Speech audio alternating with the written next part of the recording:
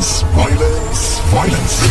नमस्कार दोस्तों, Oppo lifestyle channel में आप लोगों को स्वागत है। इस चैनल में आप लोगों को देखने को मिलेंगे मूवीज़ के बारे में, जो स्टोरी उनके बारे में और इनकी समीक्षा और रिव्यूज़ के बारे में। तो चलते हैं, आज एक फ़िल्म के रिव्यूज़ करते हैं या समीक्षा करते हैं। कैसा रहा, कैसा है, कैसा थी मूवी। तो मल्टीप्लेक्स के आने के बाद उस तरह की टॉप ग्रेड फिल्म बनना बंद हो गई जिनमें बड़े स्टार्स नज़र आते थे। 80 और 90 के दशक में इस तरह की फिल्में खूब बनती थी। इंसानियत के दुश्मन, मर्द, गंगा यमुना सरस्वती, बदले की आग जैसी टॉप ग्रेड फिल्मों का न केवल बजट बड़ा हुआ करता था, बल्कि इसमें अमिताभ बच्चन और धर्मेंद्र जैसे सितारे भी नजर आते थे। 2018 में आश्चर्यजनक रूप से इस तरह की फिल्में फिर देखने को मिली। सलमान खान की रेस 3, आमिर खान की ठग्स ऑफ हिंदुस्तान के बाद कोलार गोल्ड फील्ड्स चैप्टर 1 भी इसी श्रेणी की फिल्म है। मूलतः वह कन्नड़ भाषा में बनी है, जिसे हिंदी में डब कर रिलीज किया गया है। कहानी 1950 से 1981 के बीच की है। एक तरफ खलनायकों को सोने की खदान हाथ लगती है, तो दूसरी ओर राजा कृष्णप्पा वेरी उर्फ रॉकी का जन्म होता है। मुंबई की गलियों की रॉकी पलता बढ़ता है। लगभग 10 साल की उम्र में उसकी मां गरीबी के कारण दम तोड़ देती हैं, लेकिन मरने के पहले रॉकी को कहता है कि तू गरीबी में भले ही पैदा हुआ हो, लेकिन मरना अमीरी में। मां की बात को रॉकी गांठ बांध लेता है और अपराध जगत में एक बड़ा नाम बन जाता है। रॉकी एक तूफान है। यदि दुश्मन आग है तो वो पेट्रोल है। उसके एक मुक्के में इतना दम है कि किसी को जमा दे तो वो सैकड़ों फीट उछल जाए। 25-50 मुसंडों के लिए वो अकेला ही काफ़ी है। पल भर में वो लाशों का ढेर बिछा देता है। रॉकी की तारीफ सुनकर उसे बेंगलोर बुलाया जाता है और गरुड़ा नामक बदमाश को मारने का जिम्मा सौंपा जाता है, जिसकी खदान है। बेंगलोर में रॉकी उसे मारने में नाकामयाब रहता है। वो कोलार जाकर उसी के घर में उसे मारने का फैसला लेता है। गरुड़ा का अपना इतिहास है। उसके पिता का बड़ा साम्राज्य है जिस पर कई लोगों की नज़र है। निर्देशक प्रशांत नील ने ही कहानी लिखी है। उन पर बाहुबली और गैंग्स ऑफ वासेपुर का प्रभाव नजर आता है।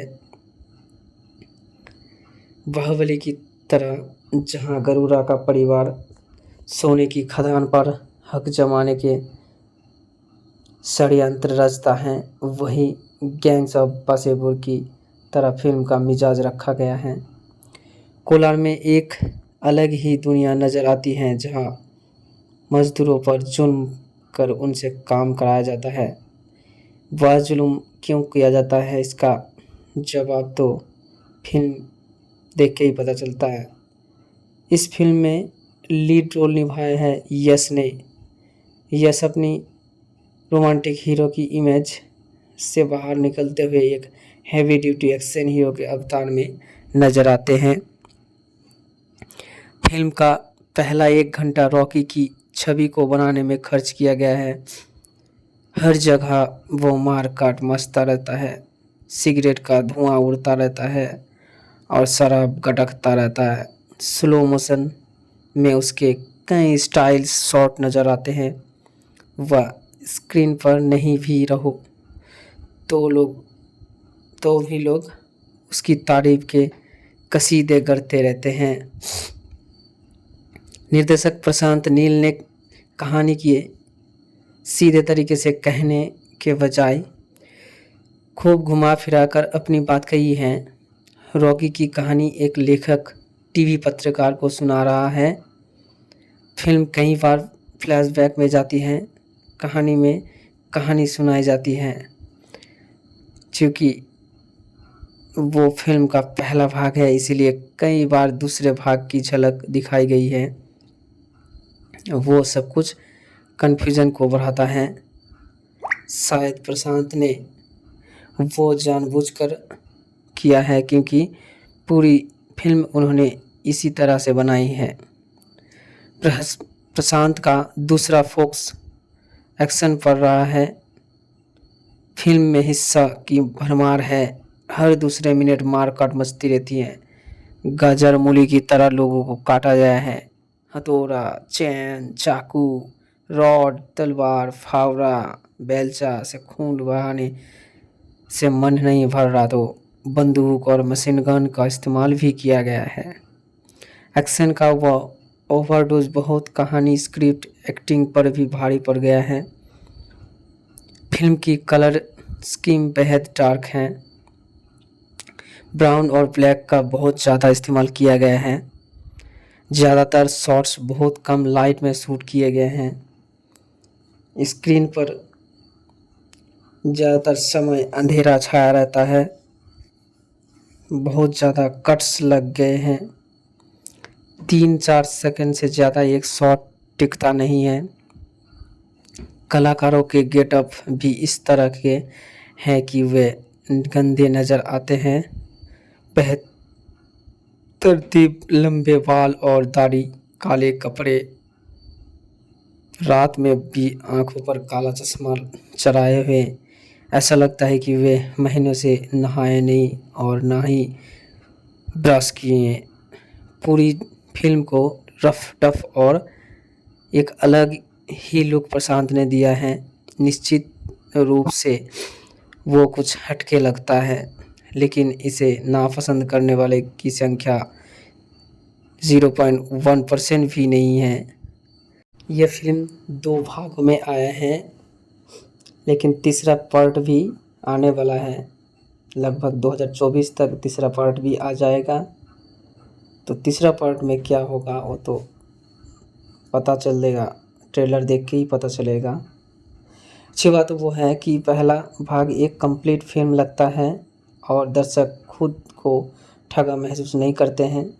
उन्होंने आधी ही फिल्म देखी है। फिल्म को बेहतरीन तरीके से शूट किया गया है और एडिटिंग टेबल पर फिल्म को लुक और टेक्सचर दिया गया है। फिल्म के खूब डायलॉगबाजी हैं। If you think you are bad then I am your dad. हाथ में मछली लेकर मगरमच्छ को पकड़ने के लिए निकले हो, लेकिन मगरमच्छ को मछली नहीं हाथ पसंद है, जैसे धमाकेदार डायलॉग सुनने को मिलती है। लार्जर देन लाइफ किरदार में यश बेहद जमे हैं। वे स्टाइलिश लगे हैं, एक्शन बढ़िया किया है और किसी हीरो की तरह नज़र आए हैं। श्रीनिधि शेट्टी सहित अन्य कलाकारों के लिए खास स्कोप भी है। केजीएफ में acting, action, dialogue, swag, background music जैसी सभी चीज़ें बहुत ज़्यादा लाउड हैं। स्टाइल और प्रोजेक्शन ही इसे अलग बनाता है। केजीएफ चैप्टर 1 प्रशांत नील द्वारा निर्देशित 2018 की भारतीय कन्नड़ भाषा की एक्शन फिल्म है। फिल्म में यश मुख्य भूमिका में रॉकी नाम के एक युवक की भूमिका में है, जो गरीबी से उठकर एक शक्तिशाली गैंगस्टर बन जाता है। 1970 के दशक में सेट फिल्म भारत के कर्नाटक में कोलार गोल्डफील्ड्स में सेट है। कहानी की शुरुआत इस बात से होती है कि कोलार गोल्डफील्ड कैसे अस्तित्व में आया और कैसे अंग्रेज़ों ने उन पर कब्जा कर लिया है। शुरुआती दृश्य में एक महिला को अराजकता और हिंसा के बीच एक बच्चे को जन्म देते हुए सिखाया गया है। बच्चे का नाम राजा कृष्णप्पा बढ़िया यश रखा गया है, जिसके नाम रॉकी रखा गया है। रॉकी एक गरीब आदमी है जो केजीएफ में कूली का काम करता है। उन्हें एक महत्वाकांक्षी व्यक्ति के रूप में दिखाया गया है जो अमीर और शक्तिशाली बनने का सपना देखता है। एक दिन वो दीपा नामक एक पत्रकार को गरुड़ द्वारा भेजे गए कुछ गुंडों से बचाता है, जो केजीएफ को नियंत्रित करने वाला एक शक्तिशाली गैंगस्टर है। दीपा रॉकी को बहादुरी से प्रभावित होती है और उसके बारे में एक कहानी लिखने का फैसला करती है। रॉकी की मुलाकात एंड्रूज नाम के एक शख्स से होती है जो केजीएफ के अस्तित्व में आने की कहानी बताता है। वो रॉकी को थंगम नाम के एक महान सरदार के बारे में बताता है जिसने अंग्रेज़ों के खिलाफ विद्रोह किया था और बड़ी मात्रा में सोना लेकर छिप गया था। एंड्रूज रॉकी को बनाता है कि थंगम का खजाना अभी भी केजीएफ में छिपा हुआ है। रॉकी गरुड़ को चुनौती देने और केजीएफ का नया शासक बनने का फैसला करता है। वह खान सैनिकों को रैली करता है और गरुड़ के आदमियों को लेने के लिए एक गिरोह बनाता है। रॉकी हर बार विजयी होने के साथ दोनों गिरोह कई क्रूर लड़ाइयों में शामिल होते हैं। रॉकी को एक कुशल लड़ाकू और मुसीलतयुद्ध के विशेषज्ञ के रूप में दिखाया गया है। रॉकी की रीना नाम की एक महिला से भी प्यार हो जाता है, जो केजीएफ में एक कार्यकर्ता की बेटी है। रीना शुरू में रॉकी के साथ रहने के लिए अनिच्छुक थी, लेकिन आनंद में से उससे प्यार हो गया। गरुड़ तब रॉकी की मारने के लिए राजेंद्र देसाई नामक एक हिटमैन को काम पर रखता है। हालांकि रॉकी भागने में सफल हो जाता है और देसाई को मार देता है। वो तब गरुड़ का सामना करता है और उसे आमने सामने की लड़ाई के लिए चुनौती देता है। लड़ाई क्रूर और तीव्र है, जिसमें दोनों पुरुषों को गंभीर चोटें आई है। अंत में रॉकी विजयी होता है और गरुड़ को मार डालता है। रॉकी तब केजीएफ पर अधिकार कर लेता है और नया शासक बन जाता है। फिल्म रॉकी द्वारा दुनिया को वह संदेश देने के साथ समाप्त होती है कि वो केजीएफ का नया राजा है। फिल्म के इसके आश्चर्यजनक दृश्यों, शक्तिशाली एक्शन दृश्यों और यश के उल्लेखनीय प्रदर्शन के लिए आलोचनात्मक प्रशंसा मिली। केजीएफ में ऐसे कुछ डायलॉग्स हैं जो इस मूवी को और शानदार, धमाकेदार, बेहतरीन बना देते हैं, जो है पावर को दिया नहीं जाता, पावर ले ली जाती है। जो रॉकी का वो डायलॉग है जब वो कोलार गोल्डफील्ड्स के नियंत्रण के लिए गरुड़ा से लड़ रहा है।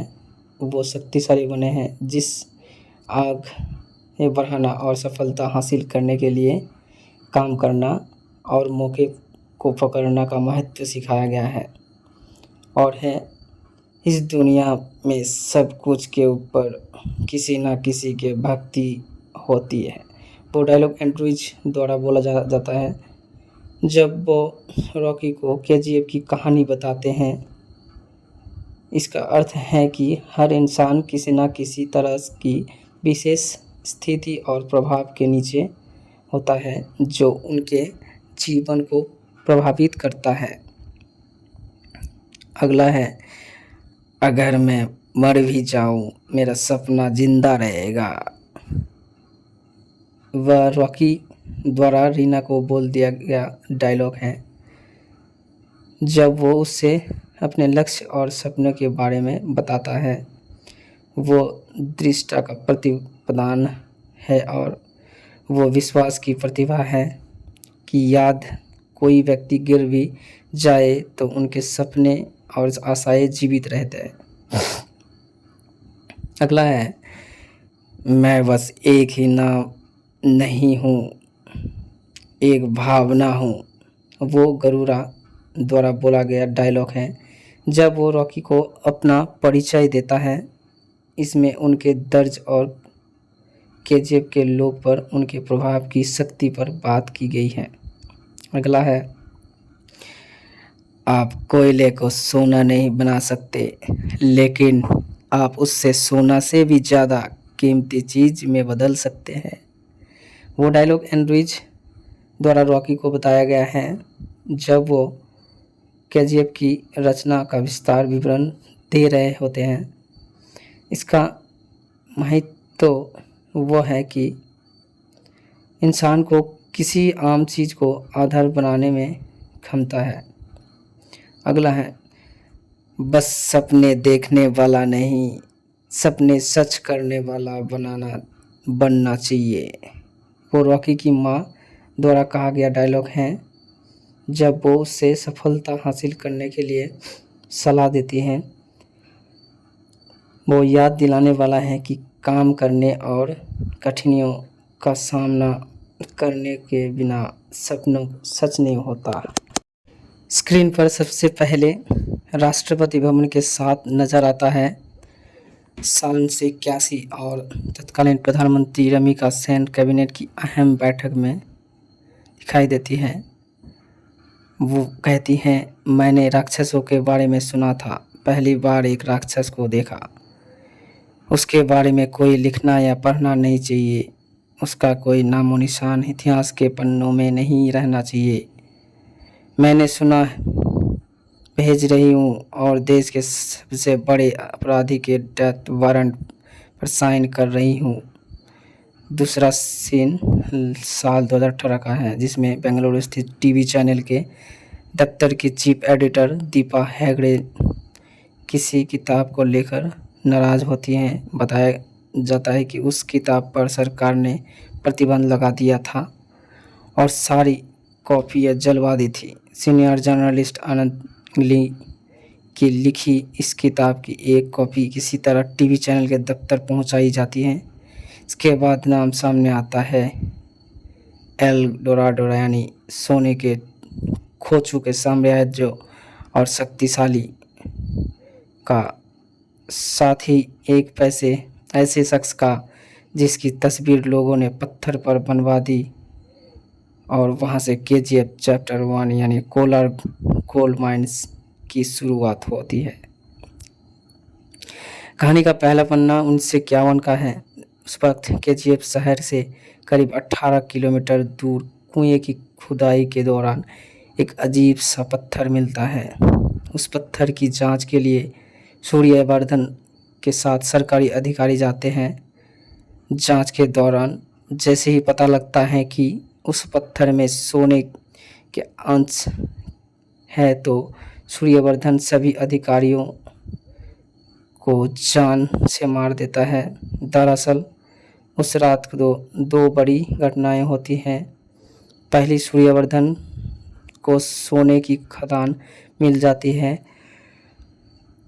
और दूसरे एक बच्चे को जन्म होता है। सूर्यवर्धन सोने की खदान को लाइमस्टोन माइनिंग के नाम पर 9 साल के लिए लीज पर लेता है और सोने के राज छिपाने के लिए वो दूर दूर से लोगों को जबरन पकड़ कर लाता और माइनिंग कराने लगा। इस बीच उसे बच्चे की मां का जिक्र होता है जो सोने के खदान मिलने वाली रात पैदा हुआ था। उस महिला की शादी 14 साल की उम्र में होती है। उम्र के 15वें साल में वो माँ बनती है और 25 साल की उम्र में उसकी मौत हो जाती है। जायदाद के रूप में वो अपने बेटे के पास आखिरी शब्द छोड़कर जाती है। वो कहती है, दुनिया में सब कहते हैं कि पैसे के बिना चैन से जी नहीं सकते, लेकिन वो कोई नहीं कहता कि बिना पैसे के चैन से मर भी नहीं सकते। मुझसे एक वादा कर बेटा, तू कैसे जिएगा मुझे नहीं पता, लेकिन जब मौत आए तब दुनिया का सबसे ताकतवर और अमीर बनकर मरेगा। इसके बाद वो लड़का अपनी मंजिल की तलाश में बम्बई पहुंच जाता है। बम्बई पहुंचने के बाद रॉकी बूट पॉलिश कराने वालों के साथ जुड़ जाता है। अपने सपनों की शुरुआत करने के लिए वो इंस्पेक्टर के सिर पर बोतल फोड़ता है। पहले तो वो भागता है, लेकिन बाद में कहता है कि पुलिस वाले को पता ही नहीं कि उसे किसने मारा। उसे वो बात पता होनी चाहिए। जब पुलिस रॉकी को पकड़ लेती है तो डॉन अपनी पावर दिखाकर उसे छुड़वा लेता है। डॉन पूछता है कि किधर गया था बे तू? उस पुलिस वाले को क्यों मारा? रॉकी जवाब देता है, नाम कमाने गया था। किसी को मारा तो पुलिस ढूंढेगा, पुलिस वाले को ही मारा तो तुम्हारे जैसे डॉन ढूंढेगा। इस पर डॉन पूछता है कि क्या चाहिए तेरे को? जवाब मिलता है दुनिया। बस वहाँ से रॉकी के कदम नए रास्ते पर जाते हैं। कहानी 1978 में पहुंच जाती है। ईरान और अफगानिस्तान की वजह से अमेरिका और सोवियत संघ में दरार आ गई थी। तमाम सामान के साथ सोने के दामों में भी उछाल आ जाता है।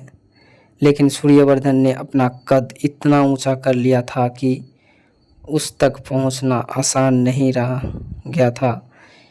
केजीएफ का अपना साम्राज्य सुरक्षित करने के लिए उसने 5 पार्टनर बनाए थे, जिन्हें सोने को गलाने से लेकर उसे बेचने तक का जिम्मा दिया गया था। सूर्यवर्धन ने राष्ट्रीय राजनीति में कदम रखकर अपनी ताकत और ज़्यादा बढ़ा ली। साथ ही अपने भाई अधीरा और बेटे गरुड़ा की मदद से केजीएफ को बेहद सुरक्षित कर लिया। लेकिन एक दिन सूर्यवर्धन को दिल का दौरा पड़ जाता है। जब वो मौत की कगार पर होता है तो उसे के लिए काम करने वाले हर एक शख्स की नीयत खराब होने लगती है और केजीएफ में पहली बार विद्रोह के बादल मंडराने लगते हैं। ऐसे में सूर्यवर्धन केजीएफ की सत्ता भाई अधीरा की जगह बेटे गरुड़ा को सौंप देता है। अधीरा कहता है कि जब तक गरुड़ा जिंदा है तब तक वो इस गद्दी के बारे में सोचेगा भी नहीं।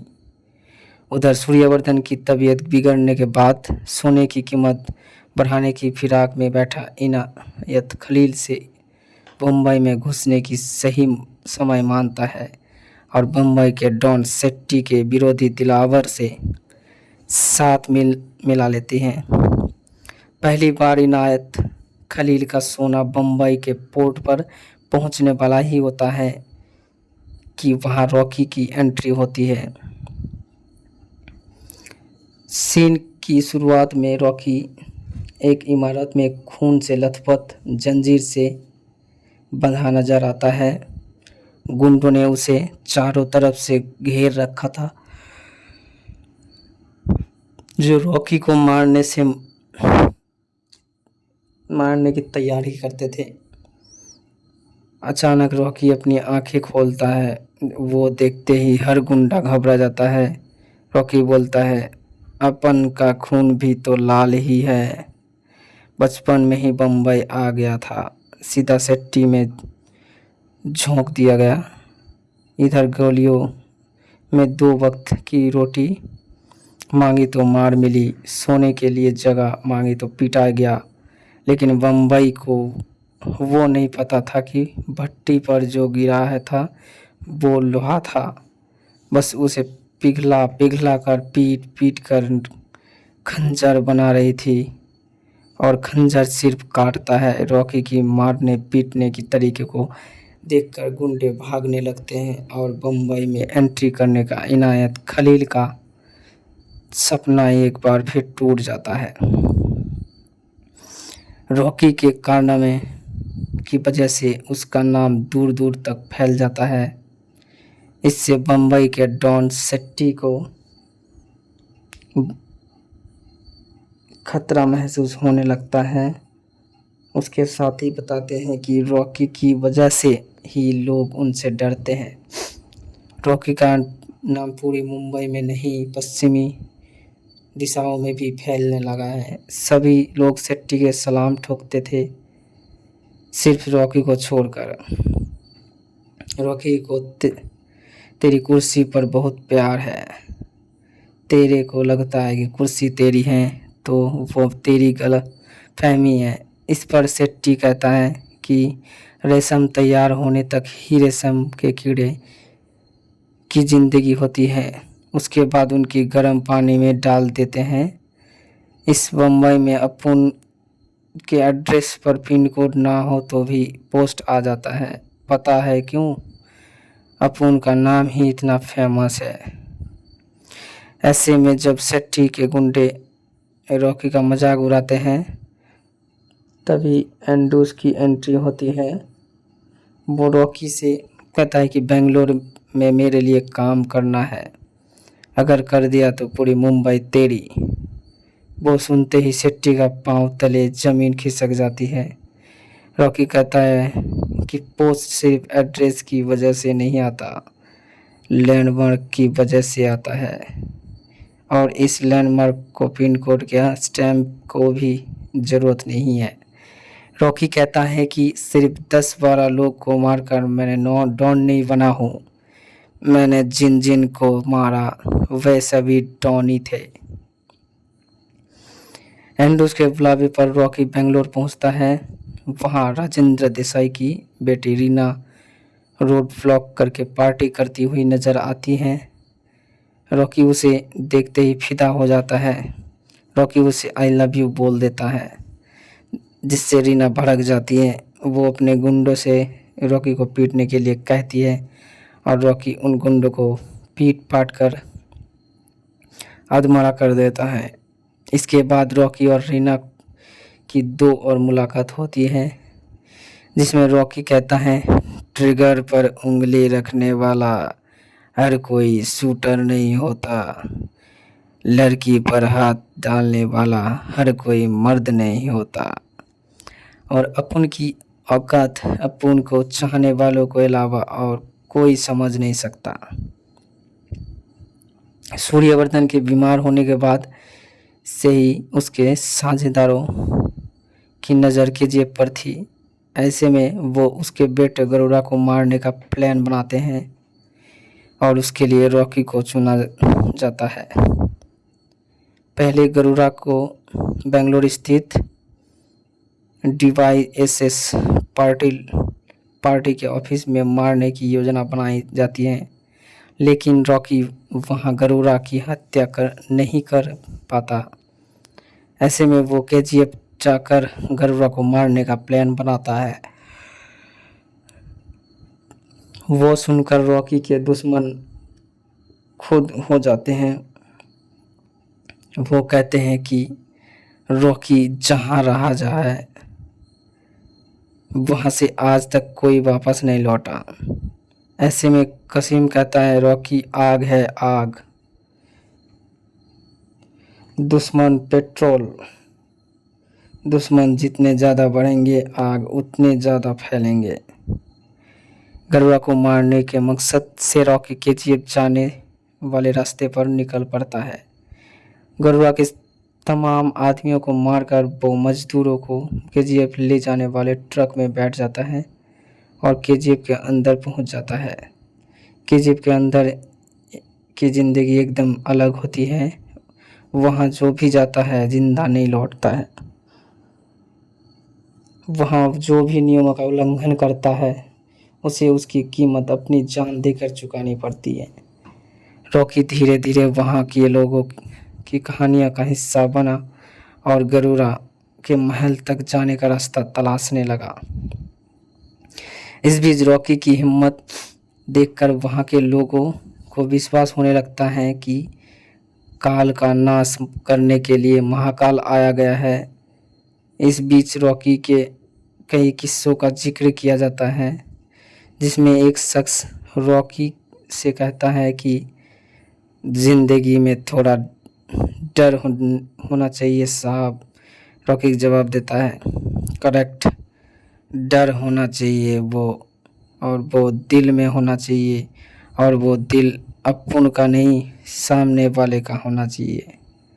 अपनी बिगड़ती तबीयत के बीच सूर्यवर्धन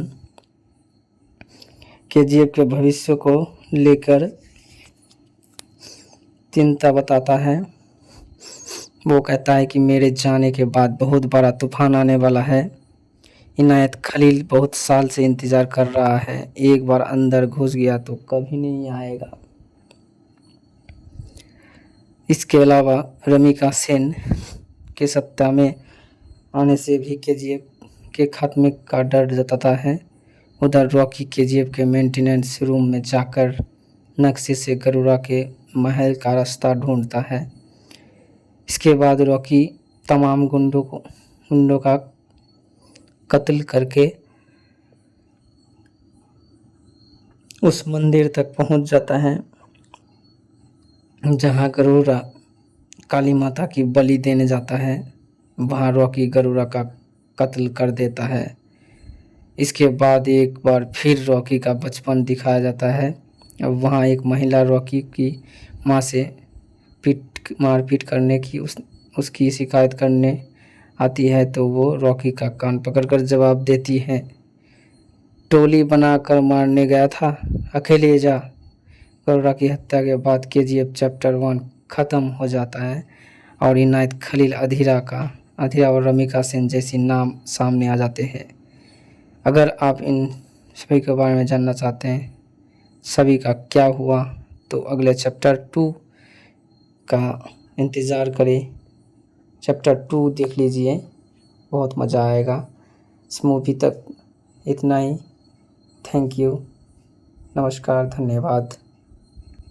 स्क्रीन पर सबसे पहले राष्ट्रपति भवन के साथ नज़र आता है साल 1981 और तत्कालीन प्रधानमंत्री रमिका सेन कैबिनेट की अहम बैठक में दिखाई देती है।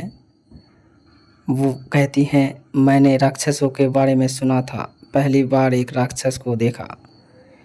उसके बारे में कोई लिखना या पढ़ना नहीं चाहिए, उसका कोई नामो निशान इतिहास के पन्नों में नहीं रहना चाहिए।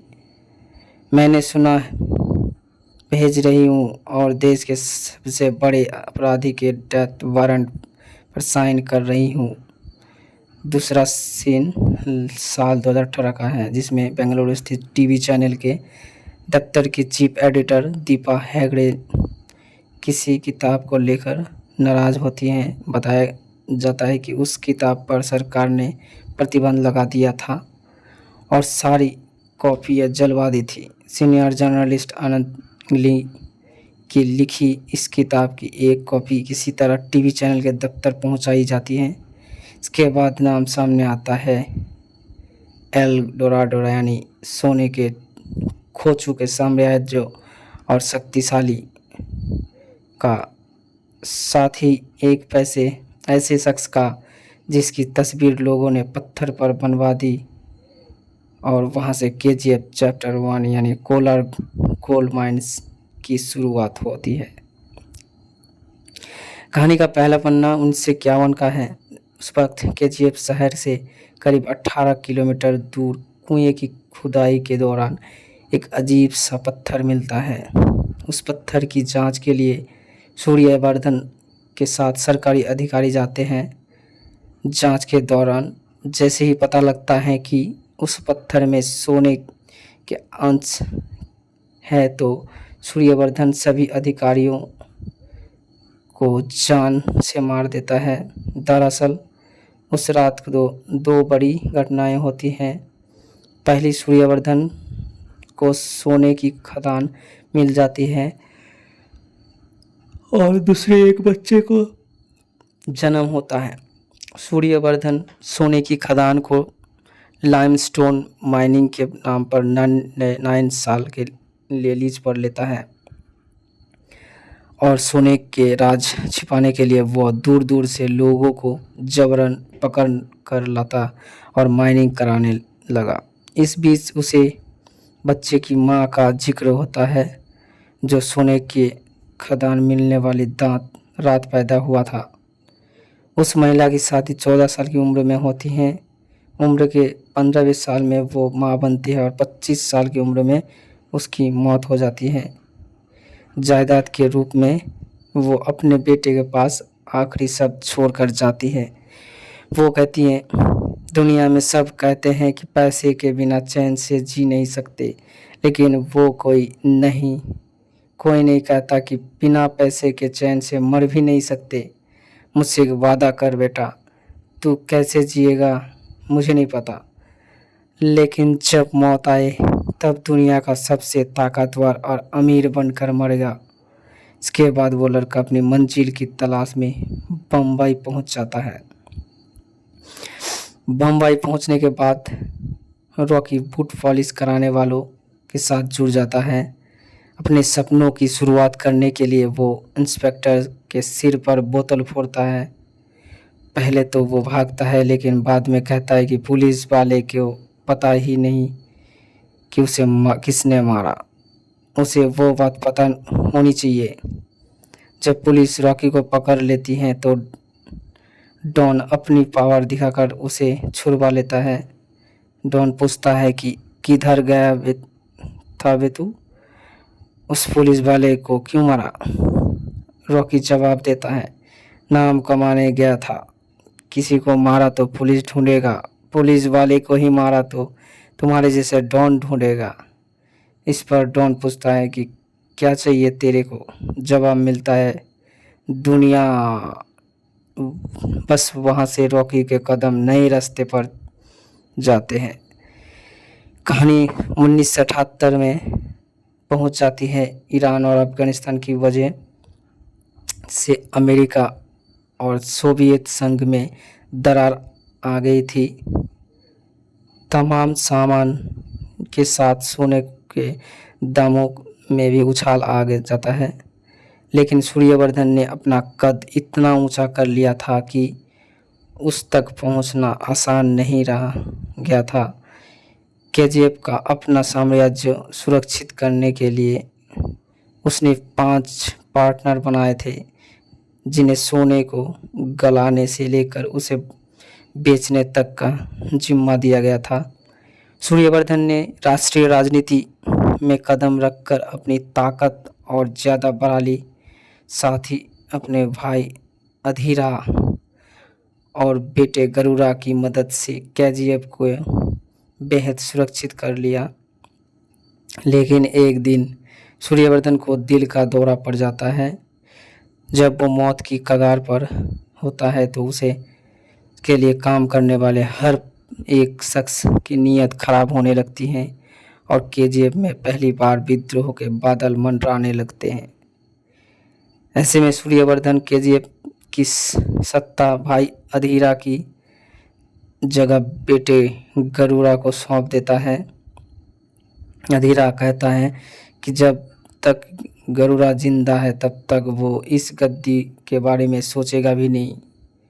उधर सूर्यवर्धन की तबीयत बिगड़ने के बाद सोने की कीमत बढ़ाने की फिराक में बैठा इनायत खलील से बम्बई में घुसने की सही समय मानता है और बम्बई के डॉन सेट्टी के विरोधी दिलावर से साथ मिला लेती हैं। पहली बार इनायत खलील का सोना बम्बई के पोर्ट पर पहुंचने वाला ही होता है कि वहां रॉकी की एंट्री होती है।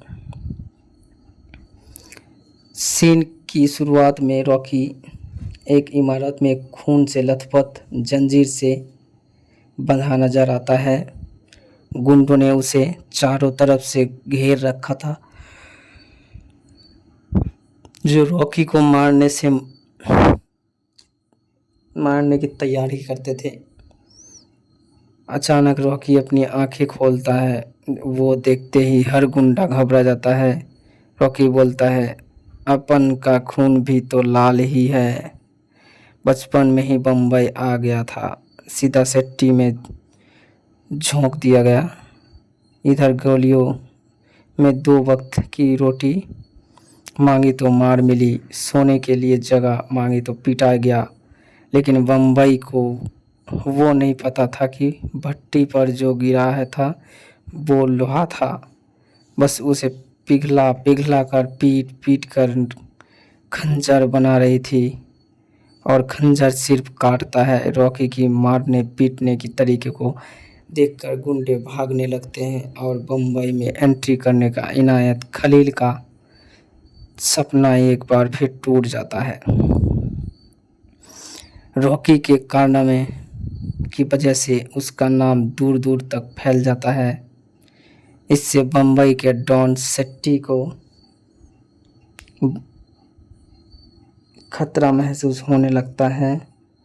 उसके साथ ही बताते हैं कि रॉकी की वजह से ही लोग उनसे डरते हैं। रॉकी का नाम पूरी मुंबई में नहीं, पश्चिमी दिशाओं में भी फैलने लगा है। सभी लोग सेट्टी के सलाम ठोकते थे, सिर्फ रॉकी को छोड़कर। रॉकी को तेरी कुर्सी पर बहुत प्यार है। तेरे को लगता है कि कुर्सी तेरी है तो वो तेरी गलत फहमी है। इस पर सेट्टी कहता है कि रेशम तैयार होने तक ही रेशम के कीड़े की ज़िंदगी होती है, उसके बाद उनकी गर्म पानी में डाल देते हैं।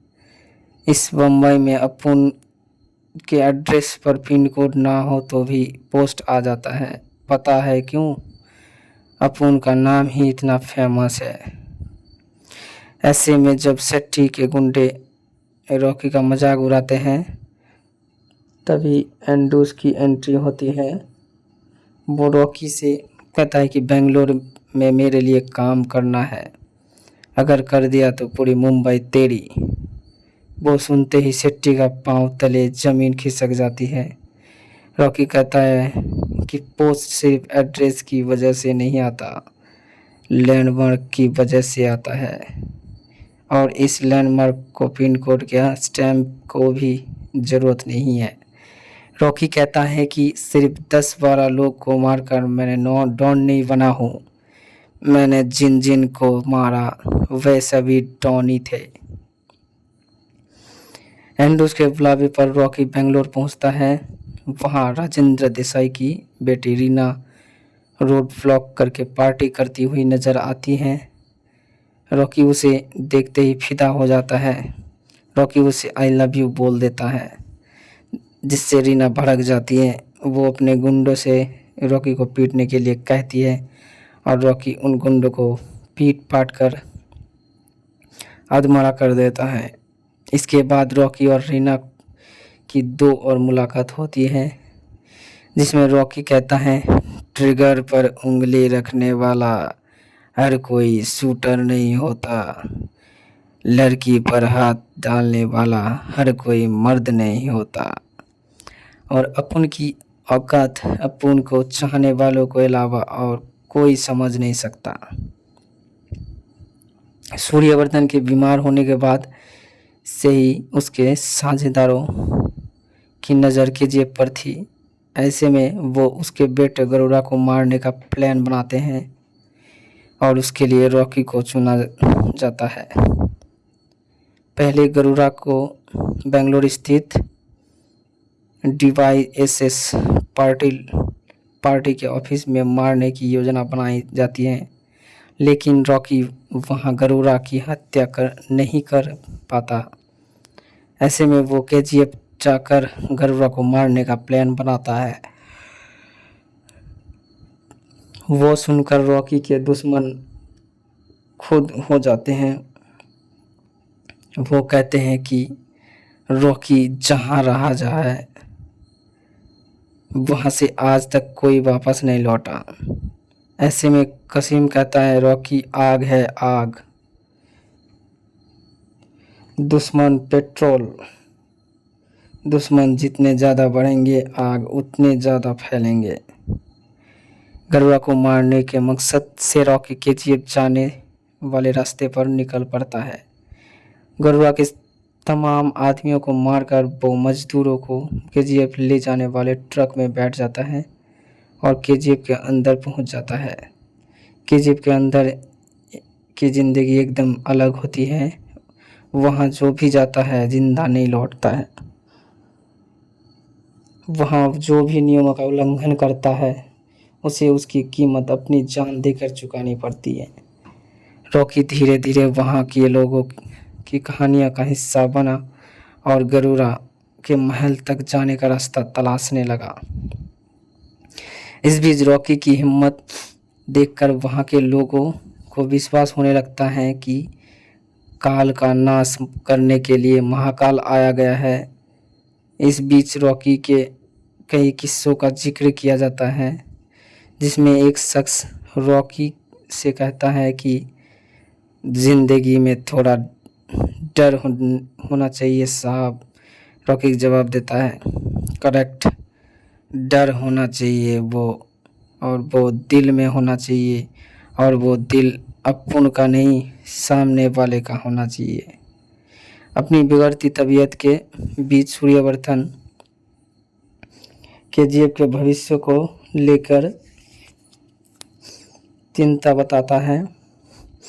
वो कहता है कि मेरे जाने के बाद बहुत बड़ा तूफान आने वाला है।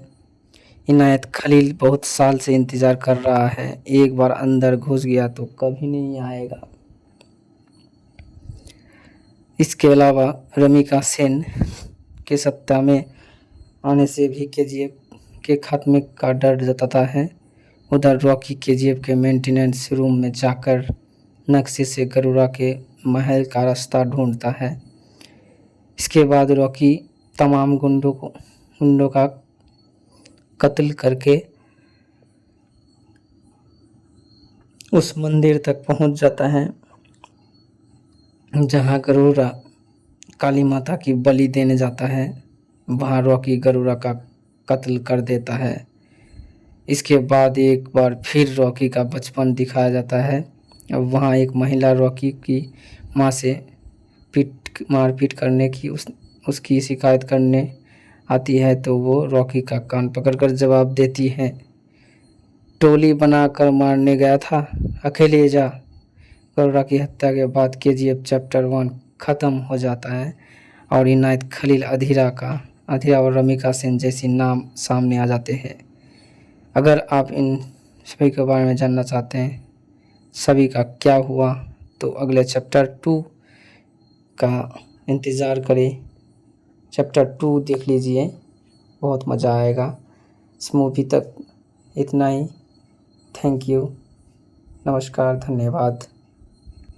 स्क्रीन पर सबसे पहले राष्ट्रपति भवन के साथ नज़र आता है साल 1981 और तत्कालीन प्रधानमंत्री रमिका सेन कैबिनेट की अहम बैठक में दिखाई देती है।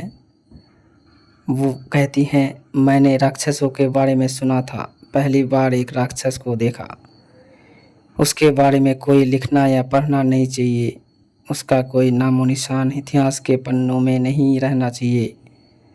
मैंने सुना भेज रही हूँ और देश के सबसे बड़े अपराधी के डेथ वारंट पर साइन कर रही हूँ।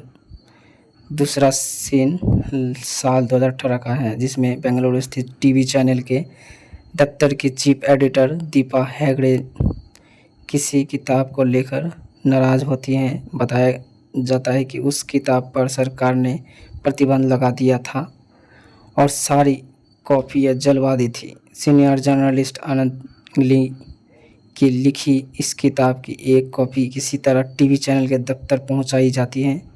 इसके बाद नाम सामने आता है एल डोराडो, यानी सोने के खो चुके साम्राज्य और शक्तिशाली का, साथ ही एक ऐसे शख्स का जिसकी तस्वीर लोगों ने पत्थर पर बनवा दी। और वहाँ से केजीएफ चैप्टर 1 यानी कोलार गोल्ड माइंस की शुरुआत होती है।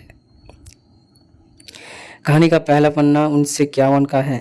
उस वक्त केजीएफ शहर से करीब 18 किलोमीटर दूर कुएं की खुदाई के दौरान एक अजीब सा पत्थर मिलता है।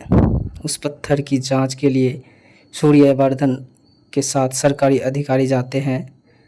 जांच के दौरान जैसे ही पता लगता है कि उस पत्थर में सोने के अंश है, तो सूर्यवर्धन सभी अधिकारियों को जान से मार देता है। दरअसल उस रात को दो बड़ी घटनाएं होती हैं। पहली, सूर्यवर्धन को सोने की खदान मिल जाती है और दूसरे एक बच्चे को जन्म होता है। सूर्यवर्धन सोने की खदान को लाइमस्टोन माइनिंग के नाम पर 9 साल के लिए लीज पर लेता है और सोने के राज छिपाने के लिए वह दूर दूर से लोगों को जबरन पकड़ कर लाता और माइनिंग कराने लगा। इस बीच उसे बच्चे की मां का जिक्र होता है जो सोने के खदान मिलने वाली रात पैदा हुआ था। उस महिला की शादी 14 साल की उम्र में होती है। उम्र के 15वें साल में वो मां बनती है और 25 साल की उम्र में उसकी मौत हो जाती है। जायदाद के रूप में वो अपने बेटे के पास आखिरी शब्द छोड़कर जाती है। वो कहती है, दुनिया में सब कहते हैं कि पैसे के बिना चैन से जी नहीं सकते, लेकिन वो कोई नहीं कहता कि बिना पैसे के चैन से मर भी नहीं सकते। मुझसे एक वादा कर बेटा, तू कैसे जिएगा मुझे नहीं पता, लेकिन जब मौत आए तब दुनिया का सबसे ताकतवर और अमीर बनकर मरेगा। इसके बाद वो लड़का अपनी मंजिल की तलाश में बम्बई पहुंच जाता है। बम्बई पहुंचने के बाद रॉकी बूट पॉलिश कराने वालों के साथ जुड़ जाता है। अपने सपनों की शुरुआत करने के लिए वो इंस्पेक्टर के सिर पर बोतल फोड़ता है। पहले तो वो भागता है, लेकिन बाद में कहता है कि पुलिस वाले को पता ही नहीं कि उसे किसने मारा। उसे वो बात पता होनी चाहिए। जब पुलिस रॉकी को पकड़ लेती है तो डॉन अपनी पावर दिखाकर उसे छुड़वा लेता है। डॉन पूछता है कि किधर गया था बे तू? उस पुलिस वाले को क्यों मारा? रॉकी जवाब देता है, नाम कमाने गया था। किसी को मारा तो पुलिस ढूंढेगा, पुलिस वाले को ही मारा तो तुम्हारे जैसे डॉन ढूंढेगा। इस पर डॉन पूछता है कि क्या चाहिए तेरे को? जवाब मिलता है, दुनिया। बस वहाँ से रॉकी के कदम नए रास्ते पर जाते हैं। कहानी 1978 में पहुंच जाती है। ईरान और अफगानिस्तान की वजह से अमेरिका और सोवियत संघ में दरार आ गई थी। तमाम सामान के साथ सोने के दामों में भी उछाल आ जाता है, लेकिन सूर्यवर्धन ने अपना कद इतना ऊंचा कर लिया था कि उस तक पहुंचना आसान नहीं रहा गया था। केजीएफ का अपना साम्राज्य सुरक्षित करने के लिए उसने 5 पार्टनर बनाए थे, जिन्हें सोने को गलाने से लेकर उसे बेचने तक का जिम्मा दिया गया था। सूर्यवर्धन ने राष्ट्रीय राजनीति में कदम रखकर अपनी ताकत और ज़्यादा बढ़ा ली। साथ ही अपने भाई अधीरा और बेटे गरुड़ा की मदद से केजीएफ को बेहद सुरक्षित कर लिया। लेकिन एक दिन सूर्यवर्धन को दिल का दौरा पड़ जाता है। जब वो मौत की कगार पर होता है तो उसे के लिए काम करने वाले हर एक शख्स की नीयत खराब होने लगती है और केजीएफ में पहली बार विद्रोह के बादल मंडराने लगते हैं। ऐसे में सूर्यवर्धन केजीएफ की सत्ता भाई अधीरा की जगह बेटे गरुड़ा को सौंप देता है। अधीरा कहता है कि जब तक गरुड़ा जिंदा है तब तक वो इस गद्दी के बारे में सोचेगा भी नहीं। उधर सूर्यवर्धन की तबीयत बिगड़ने के बाद सोने की कीमत बढ़ाने की फिराक में बैठा इनायत खलील से बम्बई में घुसने की सही समय मानता है और बम्बई के डॉन सेट्टी के विरोधी दिलावर से साथ मिला लेती हैं। पहली बार इनायत खलील का सोना बम्बई के पोर्ट पर पहुंचने वाला ही होता है कि वहां रॉकी की एंट्री होती है।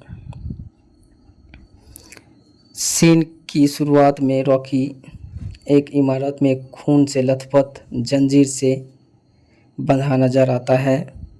गुंडों ने उसे चारों तरफ से घेर रखा था, जो रॉकी को मारने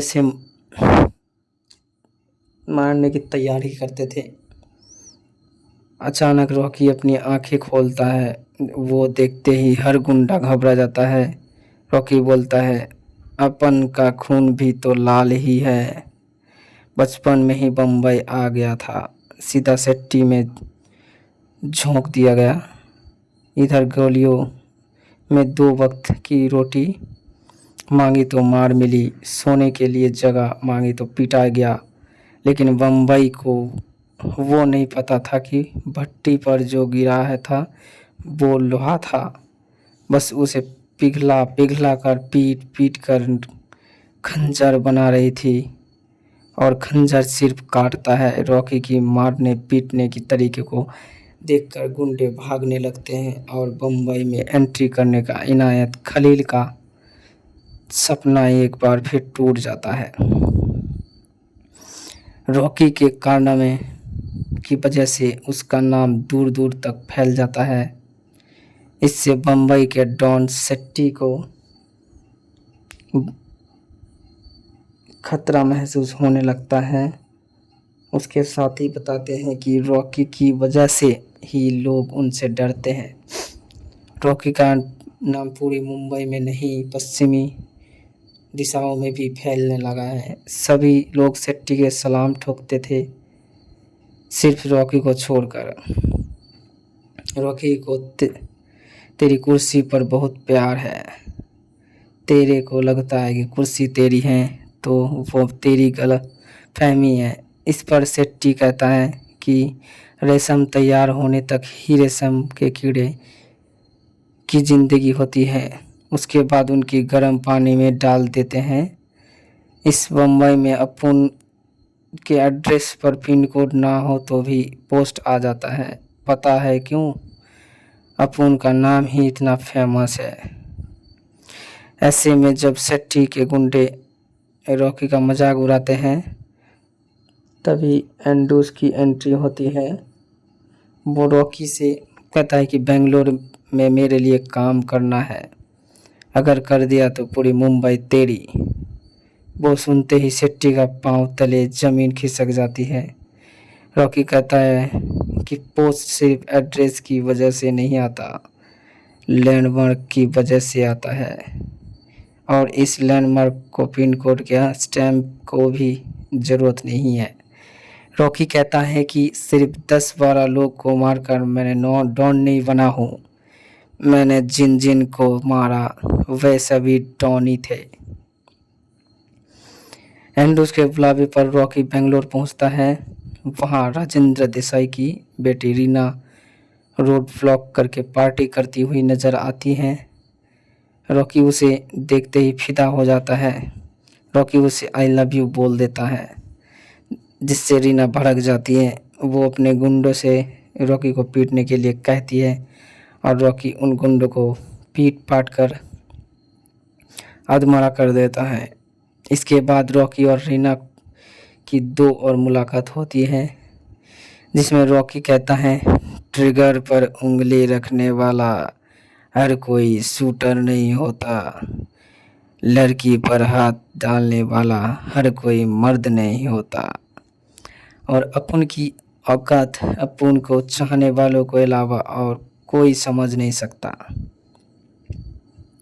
सूर्यवर्धन के बीमार होने के बाद से ही उसके साझेदारों की नज़र केजीएफ पर थी। ऐसे में वो उसके बेटे गरुड़ा को मारने का प्लान बनाते हैं और उसके लिए रॉकी को चुना जाता है। पहले गरुड़ा को बेंगलोर स्थित DYSS पार्टी के ऑफिस में मारने की योजना बनाई जाती है, लेकिन रॉकी वहां गरुड़ा की हत्या नहीं कर पाता। ऐसे में वो केजीएफ जाकर गरुड़ा को मारने का प्लान बनाता है। वो सुनकर रॉकी के दुश्मन खुद हो जाते हैं। वो कहते हैं कि रॉकी जहाँ रहा जाए वहाँ से आज तक कोई वापस नहीं लौटा। ऐसे में कसीम कहता है, रॉकी आग है आग, दुश्मन पेट्रोल, दुश्मन जितने ज़्यादा बढ़ेंगे आग उतने ज़्यादा फैलेंगे। गरुड़ा को मारने के मकसद से रॉकी केजीएफ जाने वाले रास्ते पर निकल पड़ता है। गरुड़ा के तमाम आदमियों को मारकर वो मजदूरों को केजीएफ ले जाने वाले ट्रक में बैठ जाता है और केजीएफ के अंदर पहुंच जाता है। केजीएफ के अंदर की ज़िंदगी एकदम अलग होती है। वहाँ जो भी जाता है जिंदा नहीं लौटता है। वहाँ जो भी नियमों का उल्लंघन करता है उसे उसकी कीमत अपनी जान देकर चुकानी पड़ती है। रॉकी धीरे धीरे वहाँ के लोगों की कहानियों का हिस्सा बना और गरुड़ा के महल तक जाने का रास्ता तलाशने लगा। इस बीच रॉकी की हिम्मत देखकर वहाँ के लोगों को विश्वास होने लगता है कि काल का नाश करने के लिए महाकाल आया गया है। इस बीच रॉकी के कई किस्सों का जिक्र किया जाता है, जिसमें एक शख्स रॉकी से कहता है कि ज़िंदगी में थोड़ा डर होना चाहिए साहब। रॉकी जवाब देता है, करेक्ट, डर होना चाहिए और वो दिल में होना चाहिए, और वो दिल अपन का नहीं सामने वाले का होना चाहिए। अपनी बिगड़ती तबीयत के बीच सूर्यवर्धन केजीएफ के भविष्य को लेकर चिंता बताता है। वो कहता है कि मेरे जाने के बाद बहुत बड़ा तूफान आने वाला है। इनायत खलील बहुत साल से इंतज़ार कर रहा है। एक बार अंदर घुस गया तो कभी नहीं आएगा। इसके अलावा रमिका सेन के सत्ता में आने से भी केजीएफ के खात्मे का डर जताता है। उधर रॉकी केजीएफ के मेंटेनेंस रूम में जाकर नक्शे से गरुड़ा के महल का रास्ता ढूंढता है। इसके बाद रॉकी तमाम गुंडों का कत्ल करके उस मंदिर तक पहुंच जाता है जहां गरुड़ा काली माता की बलि देने जाता है। वहां रॉकी गरुड़ा का कत्ल कर देता है। इसके बाद एक बार फिर रॉकी का बचपन दिखाया जाता है। अब वहाँ एक महिला रॉकी की माँ से मारपीट करने की उसकी शिकायत करने आती है, तो वो रॉकी का कान पकड़कर जवाब देती है, टोली बनाकर मारने गया था, अकेले जा। गरुड़ा की हत्या के बाद केजीएफ चैप्टर 1 ख़त्म हो जाता है और इनायत खलील, अधीरा और रमिका सेन जैसी नाम सामने आ जाते हैं। अगर आप इन सभी के बारे में जानना चाहते हैं सभी का क्या हुआ, तो अगले चैप्टर 2 का इंतज़ार करें। चैप्टर 2 देख लीजिए, बहुत मज़ा आएगा। इस मूवी तक इतना ही। थैंक यू, नमस्कार, धन्यवाद। स्क्रीन पर सबसे पहले राष्ट्रपति भवन के साथ नज़र आता है साल 1981 और तत्कालीन प्रधानमंत्री रमिका सेन कैबिनेट की अहम बैठक में दिखाई देती है। वो कहती हैं, मैंने राक्षसों के बारे में सुना था, पहली बार एक राक्षस को देखा। उसके बारे में कोई लिखना या पढ़ना नहीं चाहिए, उसका कोई नामो निशान इतिहास के पन्नों में नहीं रहना चाहिए। मैंने सुना भेज रही हूँ और देश के सबसे बड़े अपराधी के डेथ वारंट पर साइन कर रही हूँ।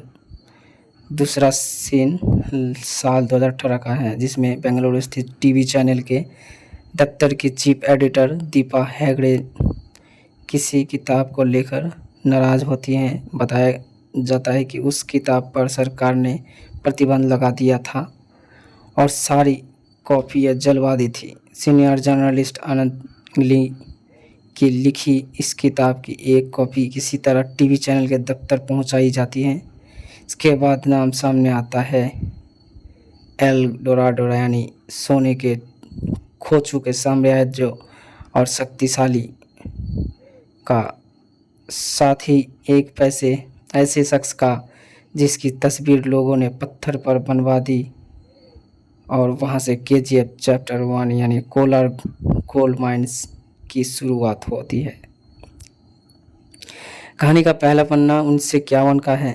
उस वक्त केजीएफ शहर से करीब 18 किलोमीटर दूर कुएं की खुदाई के दौरान एक अजीब सा पत्थर मिलता है। उस पत्थर की जांच के लिए सूर्यवर्धन के साथ सरकारी अधिकारी जाते हैं। जांच के दौरान जैसे ही पता लगता है कि उस पत्थर में सोने के अंश है तो सूर्यवर्धन सभी अधिकारियों को जान से मार देता है। दरअसल उस रात को दो बड़ी घटनाएं होती हैं। पहली, सूर्यवर्धन को सोने की खदान मिल जाती है और दूसरे एक बच्चे को जन्म होता है। सूर्यवर्धन सोने की खदान को लाइमस्टोन माइनिंग के नाम पर 9 साल के लिए लीज पर लेता है और सोने के राज छिपाने के लिए वह दूर दूर से लोगों को जबरन पकड़ कर लाता और माइनिंग कराने लगा। इस बीच उसे बच्चे की मां का जिक्र होता है जो सोने के खदान मिलने वाली रात पैदा हुआ था। उस महिला की शादी 14 साल की उम्र में होती है। उम्र के 15वें साल में वो मां बनती है और 25 साल की उम्र में उसकी मौत हो जाती है। जायदाद के रूप में वो अपने बेटे के पास आखिरी शब्द छोड़कर जाती है। वो कहती है, दुनिया में सब कहते हैं कि पैसे के बिना चैन से जी नहीं सकते, लेकिन वो कोई नहीं कहता कि बिना पैसे के चैन से मर भी नहीं सकते। मुझसे एक वादा कर बेटा, तू कैसे जिएगा मुझे नहीं पता, लेकिन जब मौत आए तब दुनिया का सबसे ताकतवर और अमीर बनकर मरेगा। इसके बाद वो लड़का अपनी मंजिल की तलाश में बम्बई पहुंच जाता है। बम्बई पहुंचने के बाद रॉकी बूट पॉलिश कराने वालों के साथ जुड़ जाता है। अपने सपनों की शुरुआत करने के लिए वो इंस्पेक्टर के सिर पर बोतल फोड़ता है। पहले तो वो भागता है, लेकिन बाद में कहता है कि पुलिस वाले को पता ही नहीं कि उसे किसने मारा। उसे वो बात पता होनी चाहिए। जब पुलिस रॉकी को पकड़ लेती है तो डॉन अपनी पावर दिखाकर उसे छुड़वा लेता है। डॉन पूछता है कि किधर गया था बे तू? उस पुलिस वाले को क्यों मारा? रॉकी जवाब देता है, नाम कमाने गया था। किसी को मारा तो पुलिस ढूंढेगा, पुलिस वाले को ही मारा तो तुम्हारे जैसे डॉन ढूंढेगा। इस पर डॉन पूछता है कि क्या चाहिए तेरे को? जवाब मिलता है, दुनिया। बस वहाँ से रॉकी के कदम नए रास्ते पर जाते हैं। कहानी 1978 में पहुंच जाती है। ईरान और अफगानिस्तान की वजह से अमेरिका और सोवियत संघ में दरार आ गई थी। तमाम सामान के साथ सोने के दामों में भी उछाल आ जाता है। लेकिन सूर्यवर्धन ने अपना कद इतना ऊंचा कर लिया था कि उस तक पहुंचना आसान नहीं रहा गया था। केजीएफ का अपना साम्राज्य सुरक्षित करने के लिए उसने 5 पार्टनर बनाए थे, जिन्हें सोने को गलाने से लेकर उसे बेचने तक का जिम्मा दिया गया था। सूर्यवर्धन ने राष्ट्रीय राजनीति में कदम रखकर अपनी ताकत और ज़्यादा बढ़ा ली। साथ ही अपने भाई अधीरा और बेटे गरुड़ा की मदद से केजीएफ को बेहद सुरक्षित कर लिया।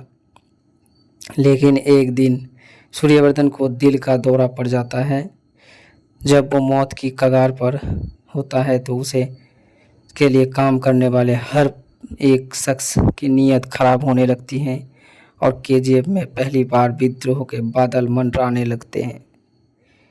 ऐसे में सूर्यवर्धन केजीएफ की सत्ता भाई अधीरा की जगह बेटे गरुड़ा को सौंप देता है।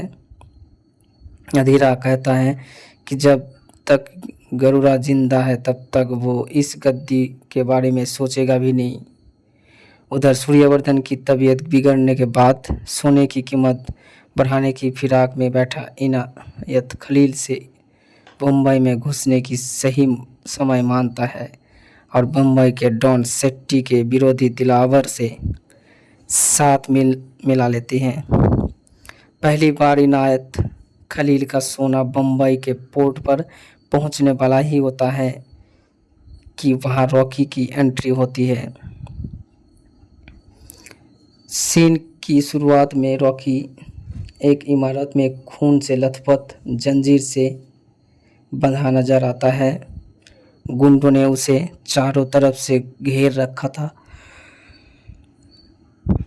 जो रॉकी को मारने की तैयारी करते थे। अचानक रॉकी अपनी आंखें खोलता है। वो देखते ही हर गुंडा घबरा जाता है।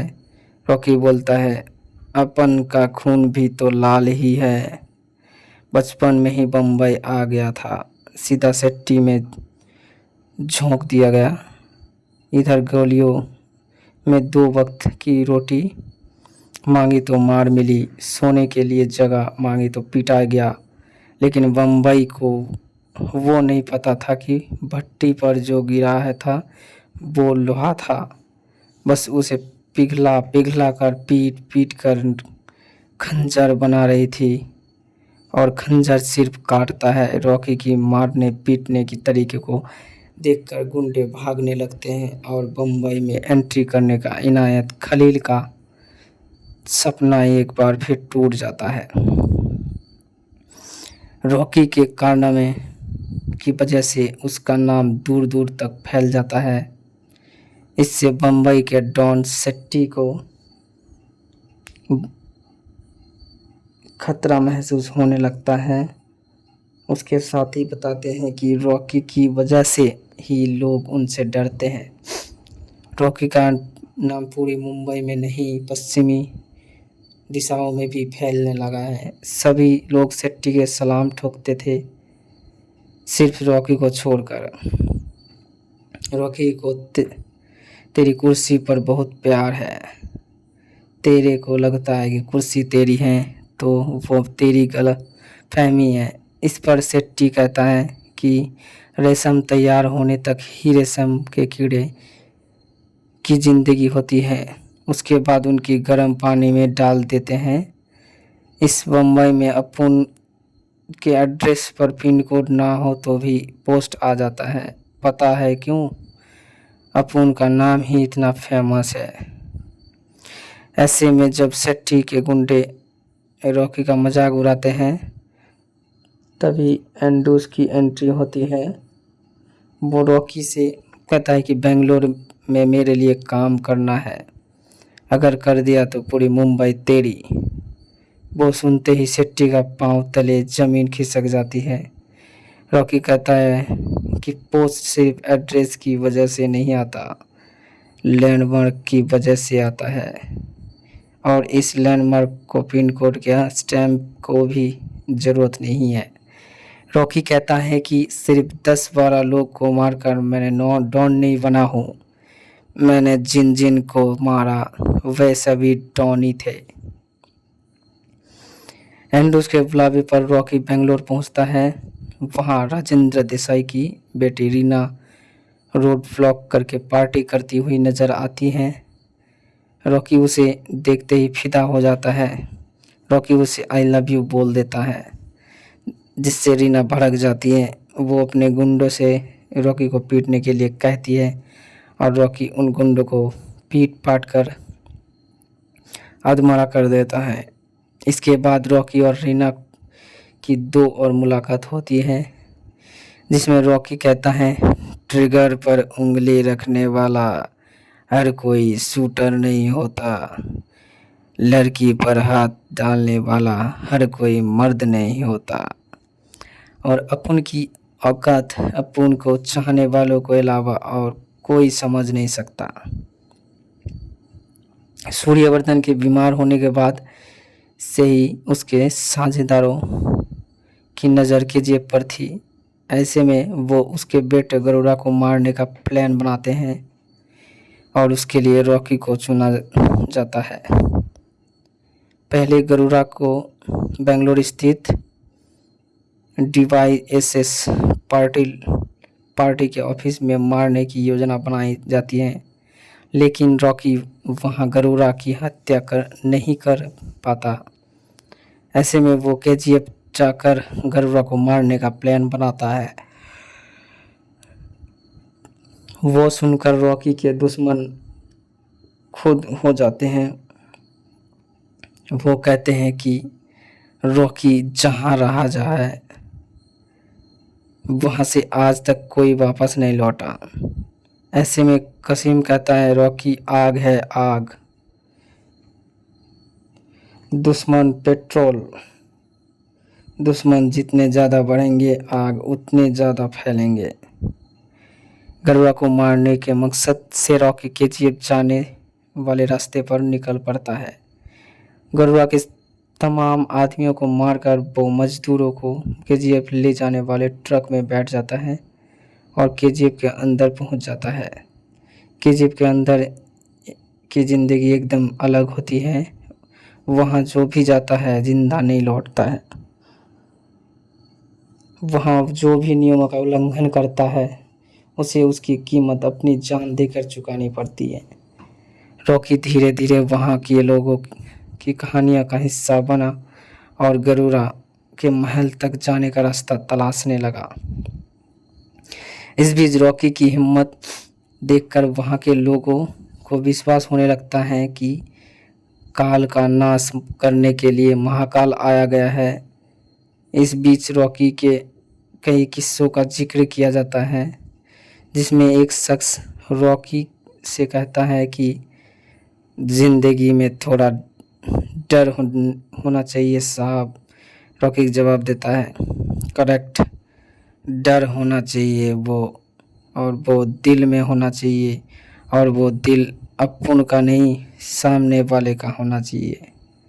अपनी बिगड़ती तबीयत के बीच सूर्यवर्धन केजीएफ के भविष्य को लेकर चिंता बताता है। वो कहता है कि मेरे जाने के बाद बहुत बड़ा तूफान आने वाला है। इनायत खलील बहुत साल से इंतज़ार कर रहा है, एक बार अंदर घुस गया तो कभी नहीं आएगा। इसके अलावा रमिका सेन के सत्ता में आने से भी केजीएफ के खात्मे का डर जताता है। उधर रॉकी केजीएफ के मेंटेनेंस रूम में जाकर नक्शे से गरुड़ा के महल का रास्ता ढूंढता है। इसके बाद रॉकी तमाम गुंडों का कत्ल करके उस मंदिर तक पहुंच जाता है जहां गरुड़ा काली माता की बलि देने जाता है। वहां रॉकी गरुड़ा का कत्ल कर देता है। इसके बाद एक बार फिर रॉकी का बचपन दिखाया जाता है। अब वहाँ एक महिला रॉकी की माँ से मारपीट करने की उसकी शिकायत करने आती है, तो वो रॉकी का कान पकड़कर जवाब देती है टोली बनाकर मारने गया था, अकेले जा। गरुड़ा की हत्या के बाद केजीएफ चैप्टर 1 ख़त्म हो जाता है और इनायत खलील अधीरा और रमिका सेन जैसी नाम सामने आ जाते हैं। अगर आप इन सभी के बारे में जानना चाहते हैं सभी का क्या हुआ, तो अगले चैप्टर 2 का इंतज़ार करें। चैप्टर 2 देख लीजिए, बहुत मज़ा आएगा। इस मूवी तक इतना ही। थैंक यू, नमस्कार, धन्यवाद। स्क्रीन पर सबसे पहले राष्ट्रपति भवन के साथ नज़र आता है साल 1981 और तत्कालीन प्रधानमंत्री रमिका सेन कैबिनेट की अहम बैठक में दिखाई देती है। वो कहती हैं मैंने राक्षसों के बारे में सुना था, पहली बार एक राक्षस को देखा। उसके बारे में कोई लिखना या पढ़ना नहीं चाहिए, उसका कोई नामो निशान इतिहास के पन्नों में नहीं रहना चाहिए। मैंने सुना भेज रही हूँ और देश के सबसे बड़े अपराधी के डेथ वारंट पर साइन कर रही हूँ।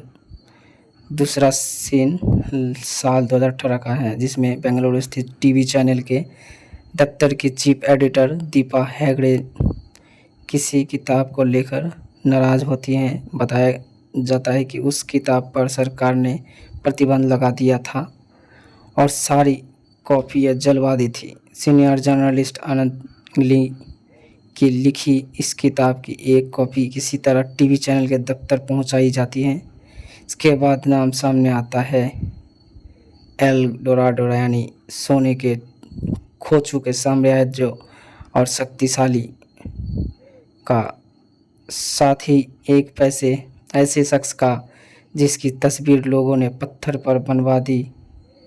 और वहाँ से केजीएफ चैप्टर 1 यानी कोलार गोल्ड माइंस की शुरुआत होती है। कहानी का पहला पन्ना 1951 का है। उस वक्त केजीएफ शहर से करीब 18 किलोमीटर दूर कुएं की खुदाई के दौरान एक अजीब सा पत्थर मिलता है। उस पत्थर की जांच के लिए सूर्यवर्धन के साथ सरकारी अधिकारी जाते हैं। जांच के दौरान जैसे ही पता लगता है कि उस पत्थर में सोने के अंश है तो सूर्यवर्धन सभी अधिकारियों को जान से मार देता है। दरअसल उस रात को दो बड़ी घटनाएं होती हैं। पहली, सूर्यवर्धन को सोने की खदान मिल जाती है और दूसरे एक बच्चे को जन्म होता है। सूर्यवर्धन सोने की खदान को लाइमस्टोन माइनिंग के नाम पर 9 साल के लिए लीज पर लेता है और सोने के राज छिपाने के लिए वह दूर दूर से लोगों को जबरन पकड़ कर लाता और माइनिंग कराने लगा।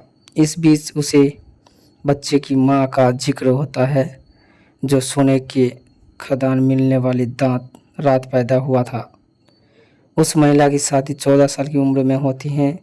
उम्र के 15वें साल में वो मां बनती है और 25 साल की उम्र में उसकी मौत हो जाती है। जायदाद के रूप में वो अपने बेटे के पास आखिरी शब्द छोड़कर जाती है।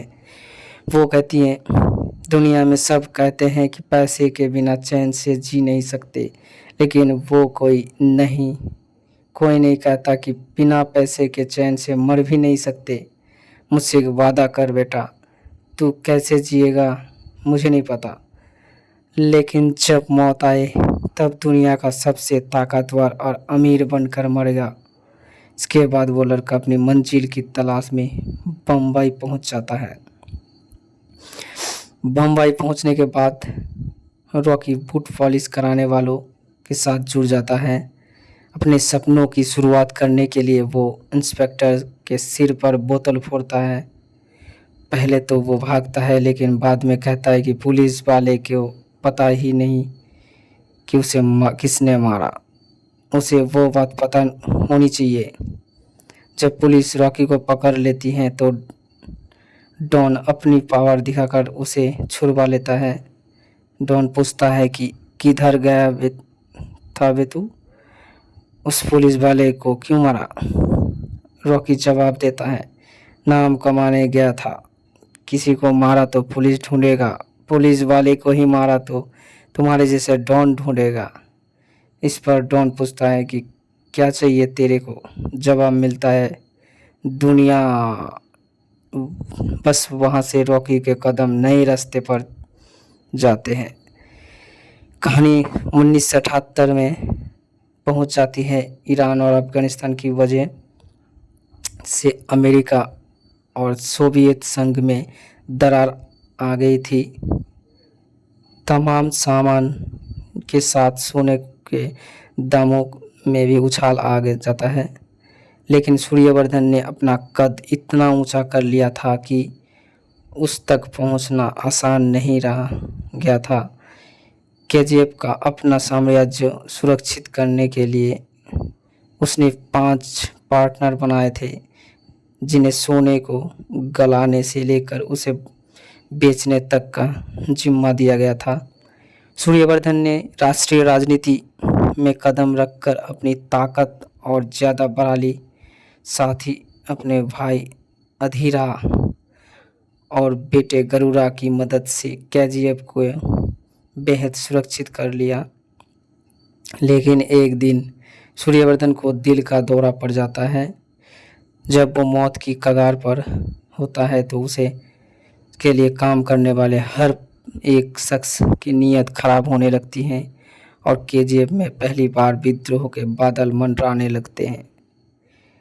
ऐसे में सूर्यवर्धन केजीएफ की सत्ता भाई अधीरा की जगह बेटे गरुड़ा को सौंप देता है।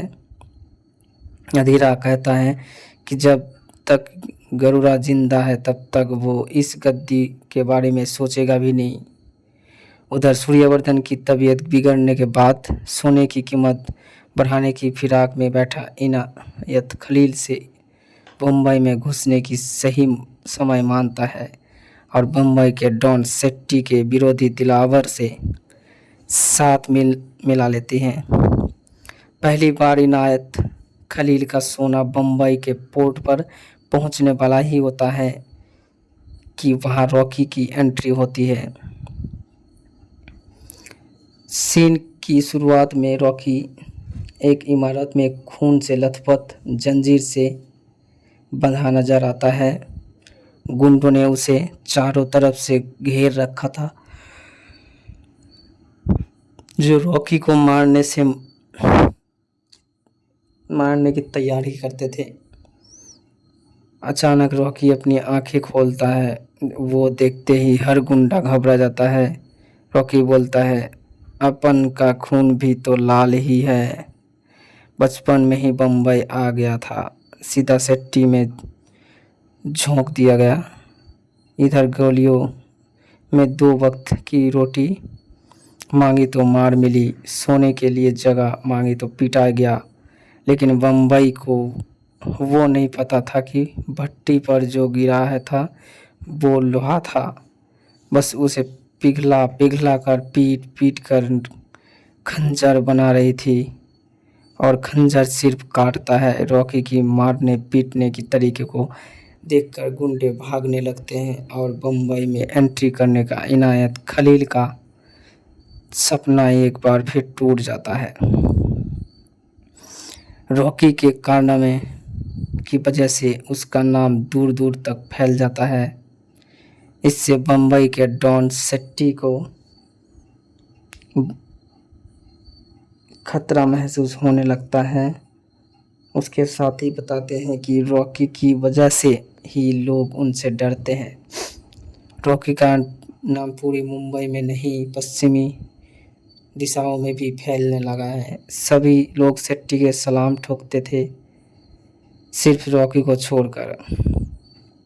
रॉकी को तेरी कुर्सी पर बहुत प्यार है। तेरे को लगता है कि कुर्सी तेरी है तो वो तेरी गलत फहमी है। इस पर सेट्टी कहता है कि रेशम तैयार होने तक ही रेशम के कीड़े की जिंदगी होती है, उसके बाद उनकी गर्म पानी में डाल देते हैं। इस बम्बई में अपुन के एड्रेस पर पिन कोड ना हो तो भी पोस्ट आ जाता है। पता है क्यों? अपुन का नाम ही इतना फेमस है। ऐसे में जब सेट्टी के गुंडे रॉकी का मजाक उड़ाते हैं तभी एंड्रूज की एंट्री होती है। वो रॉकी से कहता है कि बेंगलोर में मेरे लिए काम करना है, अगर कर दिया तो पूरी मुंबई तेरी। वो सुनते ही सेट्टी का पांव तले जमीन खिसक जाती है। रॉकी कहता है कि पोस्ट सिर्फ एड्रेस की वजह से नहीं आता, लैंडमार्क की वजह से आता है, और इस लैंडमार्क को पिन कोड या स्टैम्प को भी ज़रूरत नहीं है। रॉकी कहता है कि सिर्फ 10-12 लोग को मारकर मैंने डॉन नहीं बना हूँ। मैंने जिन जिन को मारा वे सभी डॉन ही थे।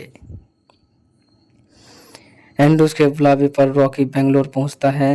वहां राजेंद्र देसाई की बेटी रीना रोड ब्लॉक करके पार्टी करती हुई नजर आती हैं।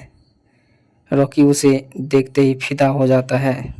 रॉकी उसे आई लव यू बोल देता है, जिससे रीना भड़क जाती है। वो अपने गुंडों से रॉकी को पीटने के लिए कहती है और रॉकी उन गुंडों को पीट पाट कर अधमरा कर देता है। इसके बाद रॉकी और रीना की 2 और मुलाकात होती है, जिसमें रॉकी कहता है, ट्रिगर पर उंगली रखने वाला हर कोई शूटर नहीं होता, लड़की पर हाथ डालने वाला हर कोई मर्द नहीं होता, और अपुन की औकात अपुन को चाहने वालों के अलावा और कोई समझ नहीं सकता। सूर्यवर्धन के बीमार होने के बाद से ही उसके साझेदारों की नज़र केजीएफ पर थी। ऐसे में वो उसके बेटे गरुड़ा को मारने का प्लान बनाते हैं और उसके लिए रॉकी को चुना जाता है। पहले गरुड़ा को बेंगलुरु स्थित DYSS पार्टी के ऑफिस में मारने की योजना बनाई जाती है, लेकिन रॉकी वहां गरुड़ा की हत्या नहीं कर पाता। ऐसे में वो केजीएफ जाकर गरुड़ा को मारने का प्लान बनाता है। वो सुनकर रॉकी के दुश्मन खुद हो जाते हैं। वो कहते हैं कि रॉकी जहाँ रहा जाए वहाँ से आज तक कोई वापस नहीं लौटा। ऐसे में कसीम कहता है, रॉकी आग है आग, दुश्मन पेट्रोल, दुश्मन जितने ज़्यादा बढ़ेंगे आग उतने ज़्यादा फैलेंगे। गरुड़ा को मारने के मकसद से रॉकी केजीएफ जाने वाले रास्ते पर निकल पड़ता है। गरुड़ा के तमाम आदमियों को मारकर वो मजदूरों को केजीएफ ले जाने वाले ट्रक में बैठ जाता है और केजीएफ के अंदर पहुंच जाता है। केजीएफ के अंदर की ज़िंदगी एकदम अलग होती है। वहाँ जो भी जाता है जिंदा नहीं लौटता है। वहाँ जो भी नियमों का उल्लंघन करता है उसे उसकी कीमत अपनी जान देकर चुकानी पड़ती है। रॉकी धीरे धीरे वहाँ के लोगों की कहानियों का हिस्सा बना और गरुड़ा के महल तक जाने का रास्ता तलाशने लगा।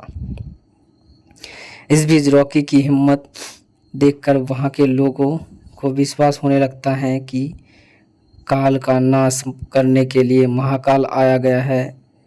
इस बीच रॉकी के कई किस्सों का जिक्र किया जाता है, जिसमें एक शख्स रॉकी से कहता है कि ज़िंदगी में थोड़ा डर होना चाहिए साहब। रॉकी जवाब देता है, करेक्ट, डर होना चाहिए और वो दिल में होना चाहिए, और वो दिल अपन का नहीं सामने वाले का होना चाहिए। अपनी बिगड़ती तबीयत के बीच सूर्यवर्धन केजीएफ के भविष्य को लेकर चिंता बताता है। वो कहता है कि मेरे जाने के बाद बहुत बड़ा तूफान आने वाला है। इनायत खलील बहुत साल से इंतज़ार कर रहा है। एक बार अंदर घुस गया तो कभी नहीं आएगा। इसके अलावा रमिका सेन के सत्ता में आने से भी केजीएफ के खात्मे का डर जताता है। उधर रॉकी केजीएफ के मेंटेनेंस रूम में जाकर नक्शे से गरुड़ा के महल का रास्ता ढूंढता है। इसके बाद रॉकी तमाम गुंडों का कत्ल करके उस मंदिर तक पहुंच जाता है जहां गरुड़ा काली माता की बलि देने जाता है। वहां रॉकी गरुड़ा का कत्ल कर देता है। इसके बाद एक बार फिर रॉकी का बचपन दिखाया जाता है।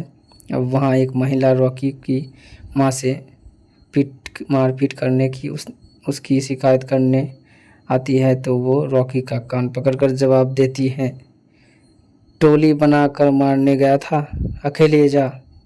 गरुड़ा की हत्या के बाद केजीएफ चैप्टर 1 ख़त्म हो जाता है और इनायत खलील, अधीरा और रमिका सेन जैसी नाम सामने आ जाते हैं। अगर आप इन सभी के बारे में जानना चाहते हैं सभी का क्या हुआ, तो अगले चैप्टर 2 का इंतज़ार करें। चैप्टर 2 देख लीजिए, बहुत मज़ा आएगा। इस मूवी तक इतना ही। थैंक यू, नमस्कार, धन्यवाद। स्क्रीन पर सबसे पहले राष्ट्रपति भवन के साथ नज़र आता है साल 1981 और तत्कालीन प्रधानमंत्री रमिका सेन कैबिनेट की अहम बैठक में दिखाई देती है। वो कहती हैं, मैंने राक्षसों के बारे में सुना था, पहली बार एक राक्षस को देखा। उसके बारे में कोई लिखना या पढ़ना नहीं चाहिए, उसका कोई नामो निशान इतिहास के पन्नों में नहीं रहना चाहिए। मैंने सुना भेज रही हूँ और देश के सबसे बड़े अपराधी के डेथ वारंट पर साइन कर रही हूँ। दूसरा सीन साल 2018 का है, जिसमें बेंगलुरु स्थित टीवी चैनल के दफ्तर की चीफ एडिटर दीपा हेगड़े किसी किताब को लेकर नाराज़ होती हैं। बताया जाता है कि उस किताब पर सरकार ने प्रतिबंध लगा दिया था और सारी कॉपियाँ जलवा दी थी। सीनियर जर्नलिस्ट आनंद ली की लिखी इस किताब की एक कॉपी किसी तरह टीवी चैनल के दफ्तर पहुंचाई जाती है। इसके बाद नाम सामने आता है एल डोराडो, यानी सोने के खो चुके साम्राज्य और शक्तिशाली का, साथ ही एक ऐसे शख्स का जिसकी तस्वीर लोगों ने पत्थर पर बनवा दी। और वहाँ से केजीएफ चैप्टर 1 यानी कोलार गोल्ड माइंस की शुरुआत होती है। कहानी का पहला पन्ना 1951 का है। उस वक्त केजीएफ शहर से करीब 18 किलोमीटर दूर कुएं की खुदाई के दौरान एक अजीब सा पत्थर मिलता है। उस पत्थर की जांच के लिए सूर्यवर्धन के साथ सरकारी अधिकारी जाते हैं। जांच के दौरान जैसे ही पता लगता है कि उस पत्थर में सोने के अंश है, तो सूर्यवर्धन सभी अधिकारियों को जान से मार देता है। दरअसल उस रात को दो बड़ी घटनाएं होती हैं। पहली, सूर्यवर्धन को सोने की खदान मिल जाती है और दूसरे, एक बच्चे को जन्म होता है। सूर्यवर्धन सोने की खदान को लाइमस्टोन माइनिंग के नाम पर 9 साल के लिए लीज पर लेता है और सोने के राज छिपाने के लिए वह दूर दूर से लोगों को जबरन पकड़ कर लाता और माइनिंग कराने लगा। इस बीच उसे बच्चे की मां का जिक्र होता है, जो सोने के खदान मिलने वाली रात पैदा हुआ था। उस महिला की शादी 14 साल की उम्र में होती है। उम्र के 15वें साल में वो माँ बनती है और 25 साल की उम्र में उसकी मौत हो जाती है। जायदाद के रूप में वो अपने बेटे के पास आखिरी शब्द छोड़कर जाती है। वो कहती है, दुनिया में सब कहते हैं कि पैसे के बिना चैन से जी नहीं सकते, लेकिन वो कोई नहीं कहता कि बिना पैसे के चैन से मर भी नहीं सकते। मुझसे एक वादा कर बेटा, तू कैसे जिएगा मुझे नहीं पता, लेकिन जब मौत आए तब दुनिया का सबसे ताकतवर और अमीर बनकर मरेगा। इसके बाद वो लड़का अपनी मंजिल की तलाश में बम्बई पहुंच जाता है। बम्बई पहुंचने के बाद रॉकी बूट पॉलिश कराने वालों के साथ जुड़ जाता है। अपने सपनों की शुरुआत करने के लिए वो इंस्पेक्टर के सिर पर बोतल फोड़ता है। पहले तो वो भागता है, लेकिन बाद में कहता है कि पुलिस वाले को पता ही नहीं कि उसे किसने मारा। उसे वो बात पता होनी चाहिए। जब पुलिस रॉकी को पकड़ लेती है तो डॉन अपनी पावर दिखाकर उसे छुड़वा लेता है। डॉन पूछता है कि किधर गया था बे तू? उस पुलिस वाले को क्यों मारा? रॉकी जवाब देता है, नाम कमाने गया था। किसी को मारा तो पुलिस ढूंढेगा, पुलिस वाले को ही मारा तो तुम्हारे जैसे डॉन ढूंढेगा। इस पर डॉन पूछता है कि क्या चाहिए तेरे को? जवाब मिलता है, दुनिया। बस वहाँ से रॉकी के कदम नए रास्ते पर जाते हैं। कहानी 1978 में पहुंच जाती है। ईरान और अफगानिस्तान की वजह से अमेरिका और सोवियत संघ में दरार आ गई थी। तमाम सामान के साथ सोने के दामों में भी उछाल आ जाता है। लेकिन सूर्यवर्धन ने अपना कद इतना ऊंचा कर लिया था कि उस तक पहुंचना आसान नहीं रहा गया था। केजीएफ का अपना साम्राज्य सुरक्षित करने के लिए उसने 5 पार्टनर बनाए थे, जिन्हें सोने को गलाने से लेकर उसे बेचने तक का जिम्मा दिया गया था। सूर्यवर्धन ने राष्ट्रीय राजनीति में कदम रखकर अपनी ताकत और ज़्यादा बढ़ा ली। साथ ही अपने भाई अधीरा और बेटे गरुड़ा की मदद से केजीएफ को बेहद सुरक्षित कर लिया। लेकिन एक दिन सूर्यवर्धन को दिल का दौरा पड़ जाता है। जब वो मौत की कगार पर होता है तो उसे के लिए काम करने वाले हर एक शख्स की नीयत खराब होने लगती है और केजीएफ में पहली बार विद्रोह के बादल मंडराने लगते हैं। ऐसे में सूर्यवर्धन केजीएफ की सत्ता भाई अधीरा की जगह बेटे गरुड़ा को सौंप देता है। अधीरा कहता है कि जब तक गरुड़ा जिंदा है तब तक वो इस गद्दी के बारे में सोचेगा भी नहीं।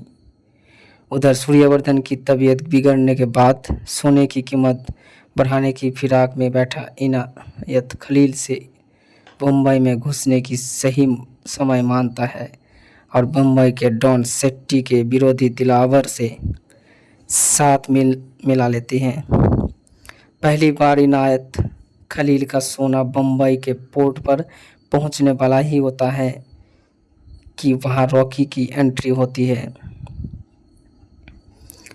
सीन की शुरुआत में रॉकी एक इमारत में खून से लथपथ जंजीर से बंधा नजर आता है। गुंडों ने उसे चारों तरफ से घेर रखा था, जो रॉकी को मारने की तैयारी करते थे। अचानक रॉकी अपनी आंखें खोलता है। वो देखते ही हर गुंडा घबरा जाता है। रॉकी बोलता है, अपन का खून भी तो लाल ही है। बचपन में ही बम्बई आ गया था, सीधा सेट्टी में झोंक दिया गया। इधर गोलियों में 2 वक्त की रोटी मांगी तो मार मिली, सोने के लिए जगह मांगी तो पिटा गया। लेकिन बम्बई को वो नहीं पता था कि भट्टी पर जो गिरा है था वो लोहा था। बस उसे पिघला पिघला कर पीट पीट कर खंजर बना रही थी और खंजर सिर्फ काटता है। रॉकी की मारने पीटने की तरीके को देखकर गुंडे भागने लगते हैं और बम्बई में एंट्री करने का इनायत खलील का सपना एक बार फिर टूट जाता है। रॉकी के कारनामे की वजह से उसका नाम दूर दूर तक फैल जाता है। इससे बम्बई के डॉन सेट्टी को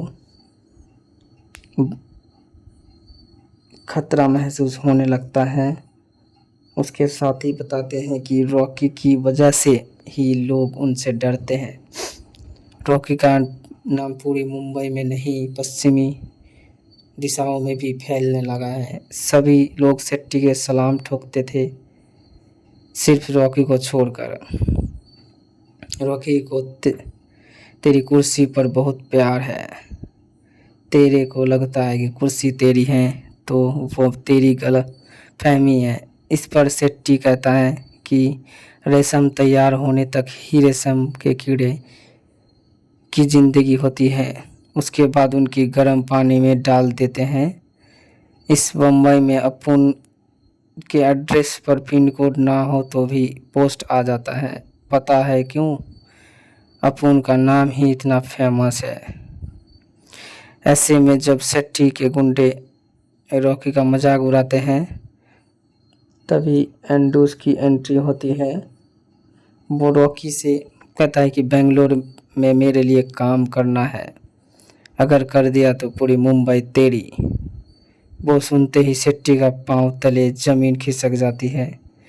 रॉकी कहता है कि पोस्ट सिर्फ एड्रेस की वजह से नहीं आता, लैंडमार्क की वजह से आता है और इस लैंडमार्क को पिन कोड या स्टैम्प को भी ज़रूरत नहीं है।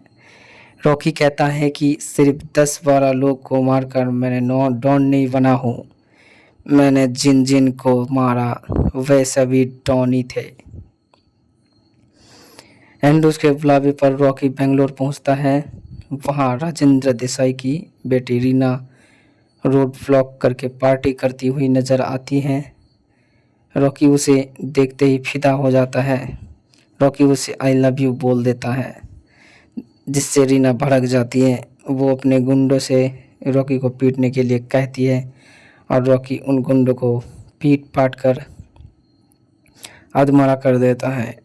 इसके बाद रॉकी और रीना की दो और मुलाकात होती है, जिसमें रॉकी कहता है, ट्रिगर पर उंगली रखने वाला हर कोई शूटर नहीं होता, लड़की पर हाथ डालने वाला हर कोई मर्द नहीं होता, और अपन की औकात अपन को चाहने वालों के अलावा और कोई समझ नहीं सकता। सूर्यवर्धन के बीमार होने के बाद से ही उसके साझेदारों की नज़र केजीएफ पर थी। ऐसे में वो उसके बेटे गरुड़ा को मारने का प्लान बनाते हैं और उसके लिए रॉकी को चुना जाता है। पहले गरुड़ा को बेंगलोर स्थित DYSS पार्टी के ऑफिस में मारने की योजना बनाई जाती है, लेकिन रॉकी वहां गरुड़ा की हत्या नहीं कर पाता। ऐसे में वो केजीएफ जाकर गरुड़ा को मारने का प्लान बनाता है। वो सुनकर रॉकी के दुश्मन खुद हो जाते हैं।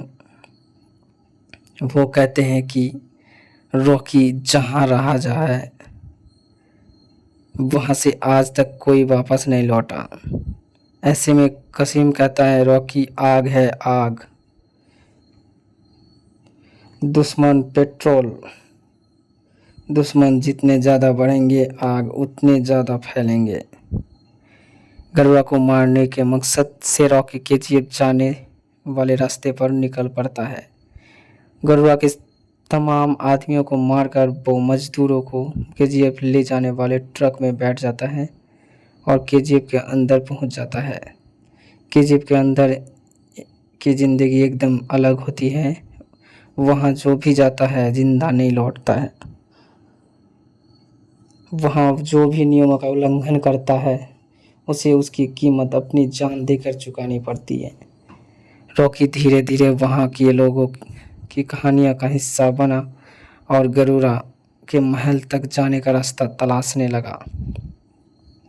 इस बीच रॉकी की हिम्मत देखकर वहाँ के लोगों को विश्वास होने लगता है कि काल का नाश करने के लिए महाकाल आया गया है। इस बीच रॉकी के कई किस्सों का जिक्र किया जाता है, जिसमें एक शख्स रॉकी से कहता है कि ज़िंदगी में थोड़ा डर होना चाहिए साहब। रॉकी जवाब देता है, करेक्ट, डर होना चाहिए और वो दिल में होना चाहिए, और वो दिल अपन का नहीं सामने वाले का होना चाहिए। अपनी बिगड़ती तबीयत के बीच सूर्यवर्धन केजीएफ के भविष्य को लेकर चिंता बताता है। वो कहता है कि मेरे जाने के बाद बहुत बड़ा तूफान आने वाला है। इनायत खलील बहुत साल से इंतज़ार कर रहा है, एक बार अंदर घुस गया तो कभी नहीं आएगा। इसके अलावा रमिका सेन के सत्ता में आने से भी केजीएफ के खात्मे का डर जताता है। उधर रॉकी केजीएफ के मेंटेनेंस रूम में जाकर नक्शे से गरुड़ा के महल का रास्ता ढूंढता है। इसके बाद रॉकी तमाम गुंडों का कत्ल करके उस मंदिर तक पहुंच जाता है जहां गरुड़ा काली माता की बलि देने जाता है। वहां रॉकी गरुड़ा का कत्ल कर देता है। इसके बाद एक बार फिर रॉकी का बचपन दिखाया जाता है। वहां एक महिला रॉकी की मां से मारपीट करने की उसकी शिकायत करने आती है, तो वो रॉकी का कान पकड़कर जवाब देती है, टोली बनाकर मारने गया था, अकेले जा। गरुड़ा की हत्या के बाद केजीएफ चैप्टर 1 ख़त्म हो जाता है और इनायत खलील, अधीरा और रमिका सेन जैसी नाम सामने आ जाते हैं। अगर आप इन सभी के बारे में जानना चाहते हैं सभी का क्या हुआ, तो अगले चैप्टर 2 का इंतज़ार करें। चैप्टर 2 देख लीजिए, बहुत मज़ा आएगा। इस मूवी तक इतना ही। थैंक यू, नमस्कार, धन्यवाद। स्क्रीन पर सबसे पहले राष्ट्रपति भवन के साथ नज़र आता है। साल से 81 और तत्कालीन प्रधानमंत्री रमिका सेन कैबिनेट की अहम बैठक में दिखाई देती है। वो कहती हैं, मैंने राक्षसों के बारे में सुना था, पहली बार एक राक्षस को देखा। उसके बारे में कोई लिखना या पढ़ना नहीं चाहिए, उसका कोई नामो निशान इतिहास के पन्नों में नहीं रहना चाहिए। मैंने सुना भेज रही हूँ और देश के सबसे बड़े अपराधी के डेथ वारंट पर साइन कर रही हूँ। दूसरा सीन साल 2018 का है, जिसमें बेंगलुरु स्थित टीवी चैनल के दफ्तर की चीफ एडिटर दीपा हेगड़े किसी किताब को लेकर नाराज़ होती हैं। बताया जाता है कि उस किताब पर सरकार ने प्रतिबंध लगा दिया था और सारी कॉपियाँ जलवा दी थी। सीनियर जर्नलिस्ट आनंद ली की लिखी इस किताब की एक कॉपी किसी तरह टीवी चैनल के दफ्तर पहुंचाई जाती है। इसके बाद नाम सामने आता है एल डोराडो, यानी सोने के खो चुके साम्राज्य और शक्तिशाली का, साथ ही एक ऐसे शख्स का जिसकी तस्वीर लोगों ने पत्थर पर बनवा दी।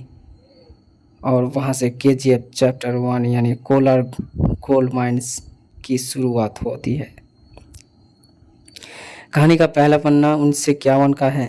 उस वक्त KGF शहर से करीब 18 किलोमीटर दूर कुएं की खुदाई के दौरान एक अजीब सा पत्थर मिलता है।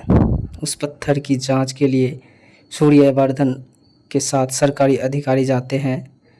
जांच के दौरान जैसे ही पता लगता है कि उस पत्थर में सोने के अंश है तो सूर्यवर्धन सभी अधिकारियों को जान से मार देता है। दरअसल उस रात को दो बड़ी घटनाएं होती हैं। पहली, सूर्यवर्धन को सोने की खदान मिल जाती है और दूसरे एक बच्चे को जन्म होता है। सूर्यवर्धन सोने की खदान को लाइमस्टोन माइनिंग के नाम पर 9 साल के लिए लीज पर लेता है और सोने के राज छिपाने के लिए वो दूर दूर से लोगों को जबरन पकड़ कर लाता और माइनिंग कराने लगा।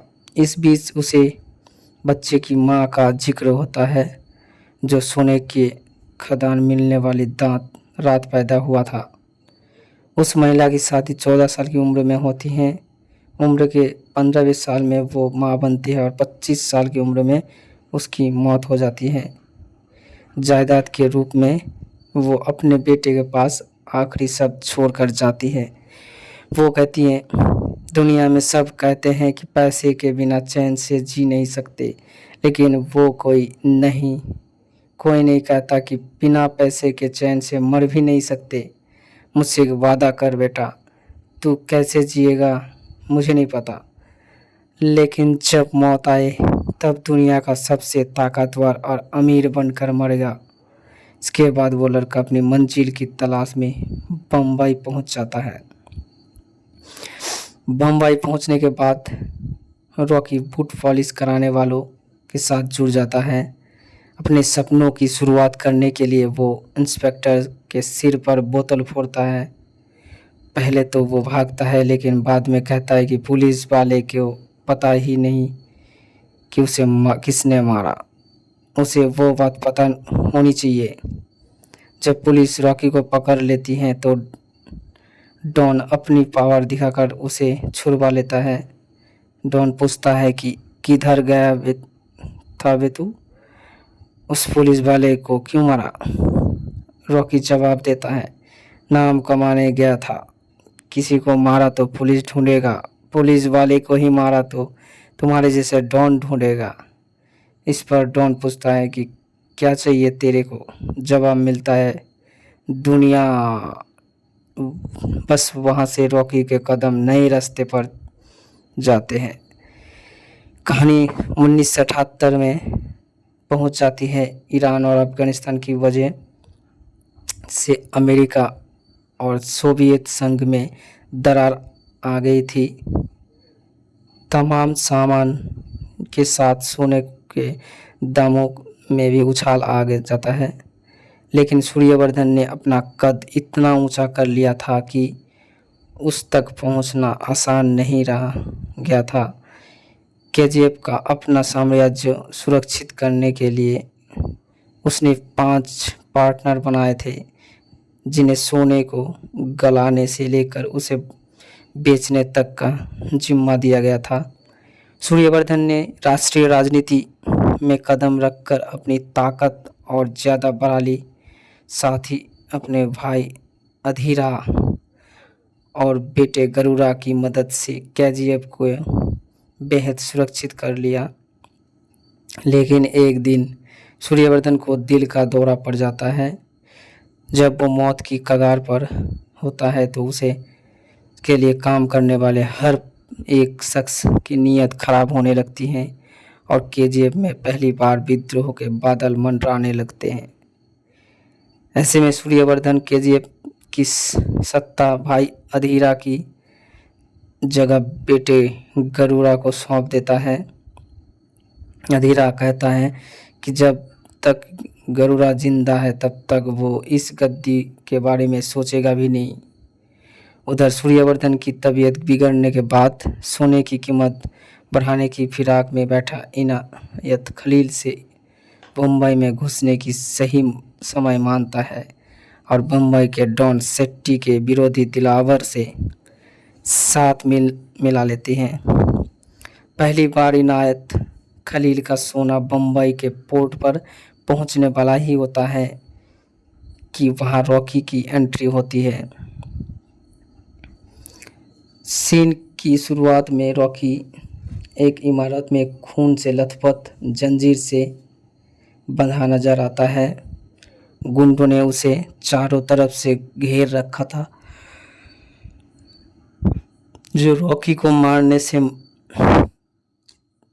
मारने की तैयारी करते थे। अचानक रॉकी अपनी आंखें खोलता है।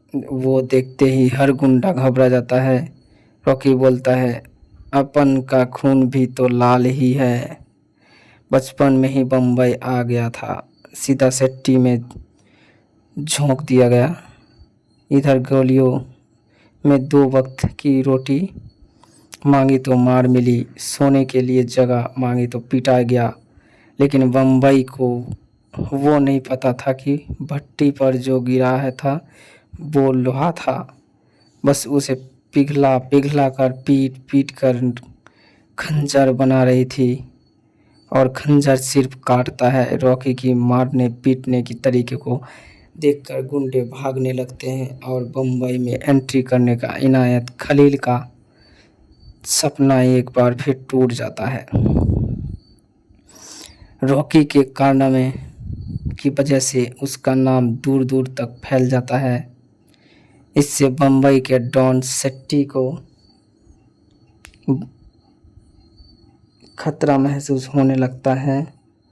उसके साथ ही बताते हैं कि रॉकी की वजह से ही लोग उनसे डरते हैं। रॉकी का नाम पूरी मुंबई में नहीं, पश्चिमी दिशाओं में भी फैलने लगा है। सभी लोग सेट्टी के सलाम ठोकते थे, सिर्फ रॉकी को छोड़कर। रॉकी को तेरी कुर्सी पर बहुत प्यार है। तेरे को लगता है कि कुर्सी तेरी है तो वो तेरी गलत फहमी है। इस पर सेट्टी कहता है कि रेशम तैयार होने तक ही रेशम के कीड़े की जिंदगी होती है, उसके बाद उनकी गर्म पानी में डाल देते हैं। इस बम्बई में अपुन के एड्रेस पर पिन कोड ना हो तो भी पोस्ट आ जाता है। पता है क्यों?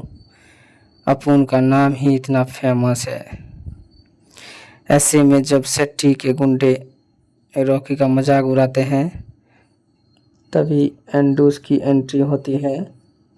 वो रॉकी से कहता है कि बेंगलोर में मेरे लिए काम करना है, अगर कर दिया तो पूरी मुंबई तेरी। वो सुनते ही सेट्टी का पांव तले जमीन खिसक जाती है।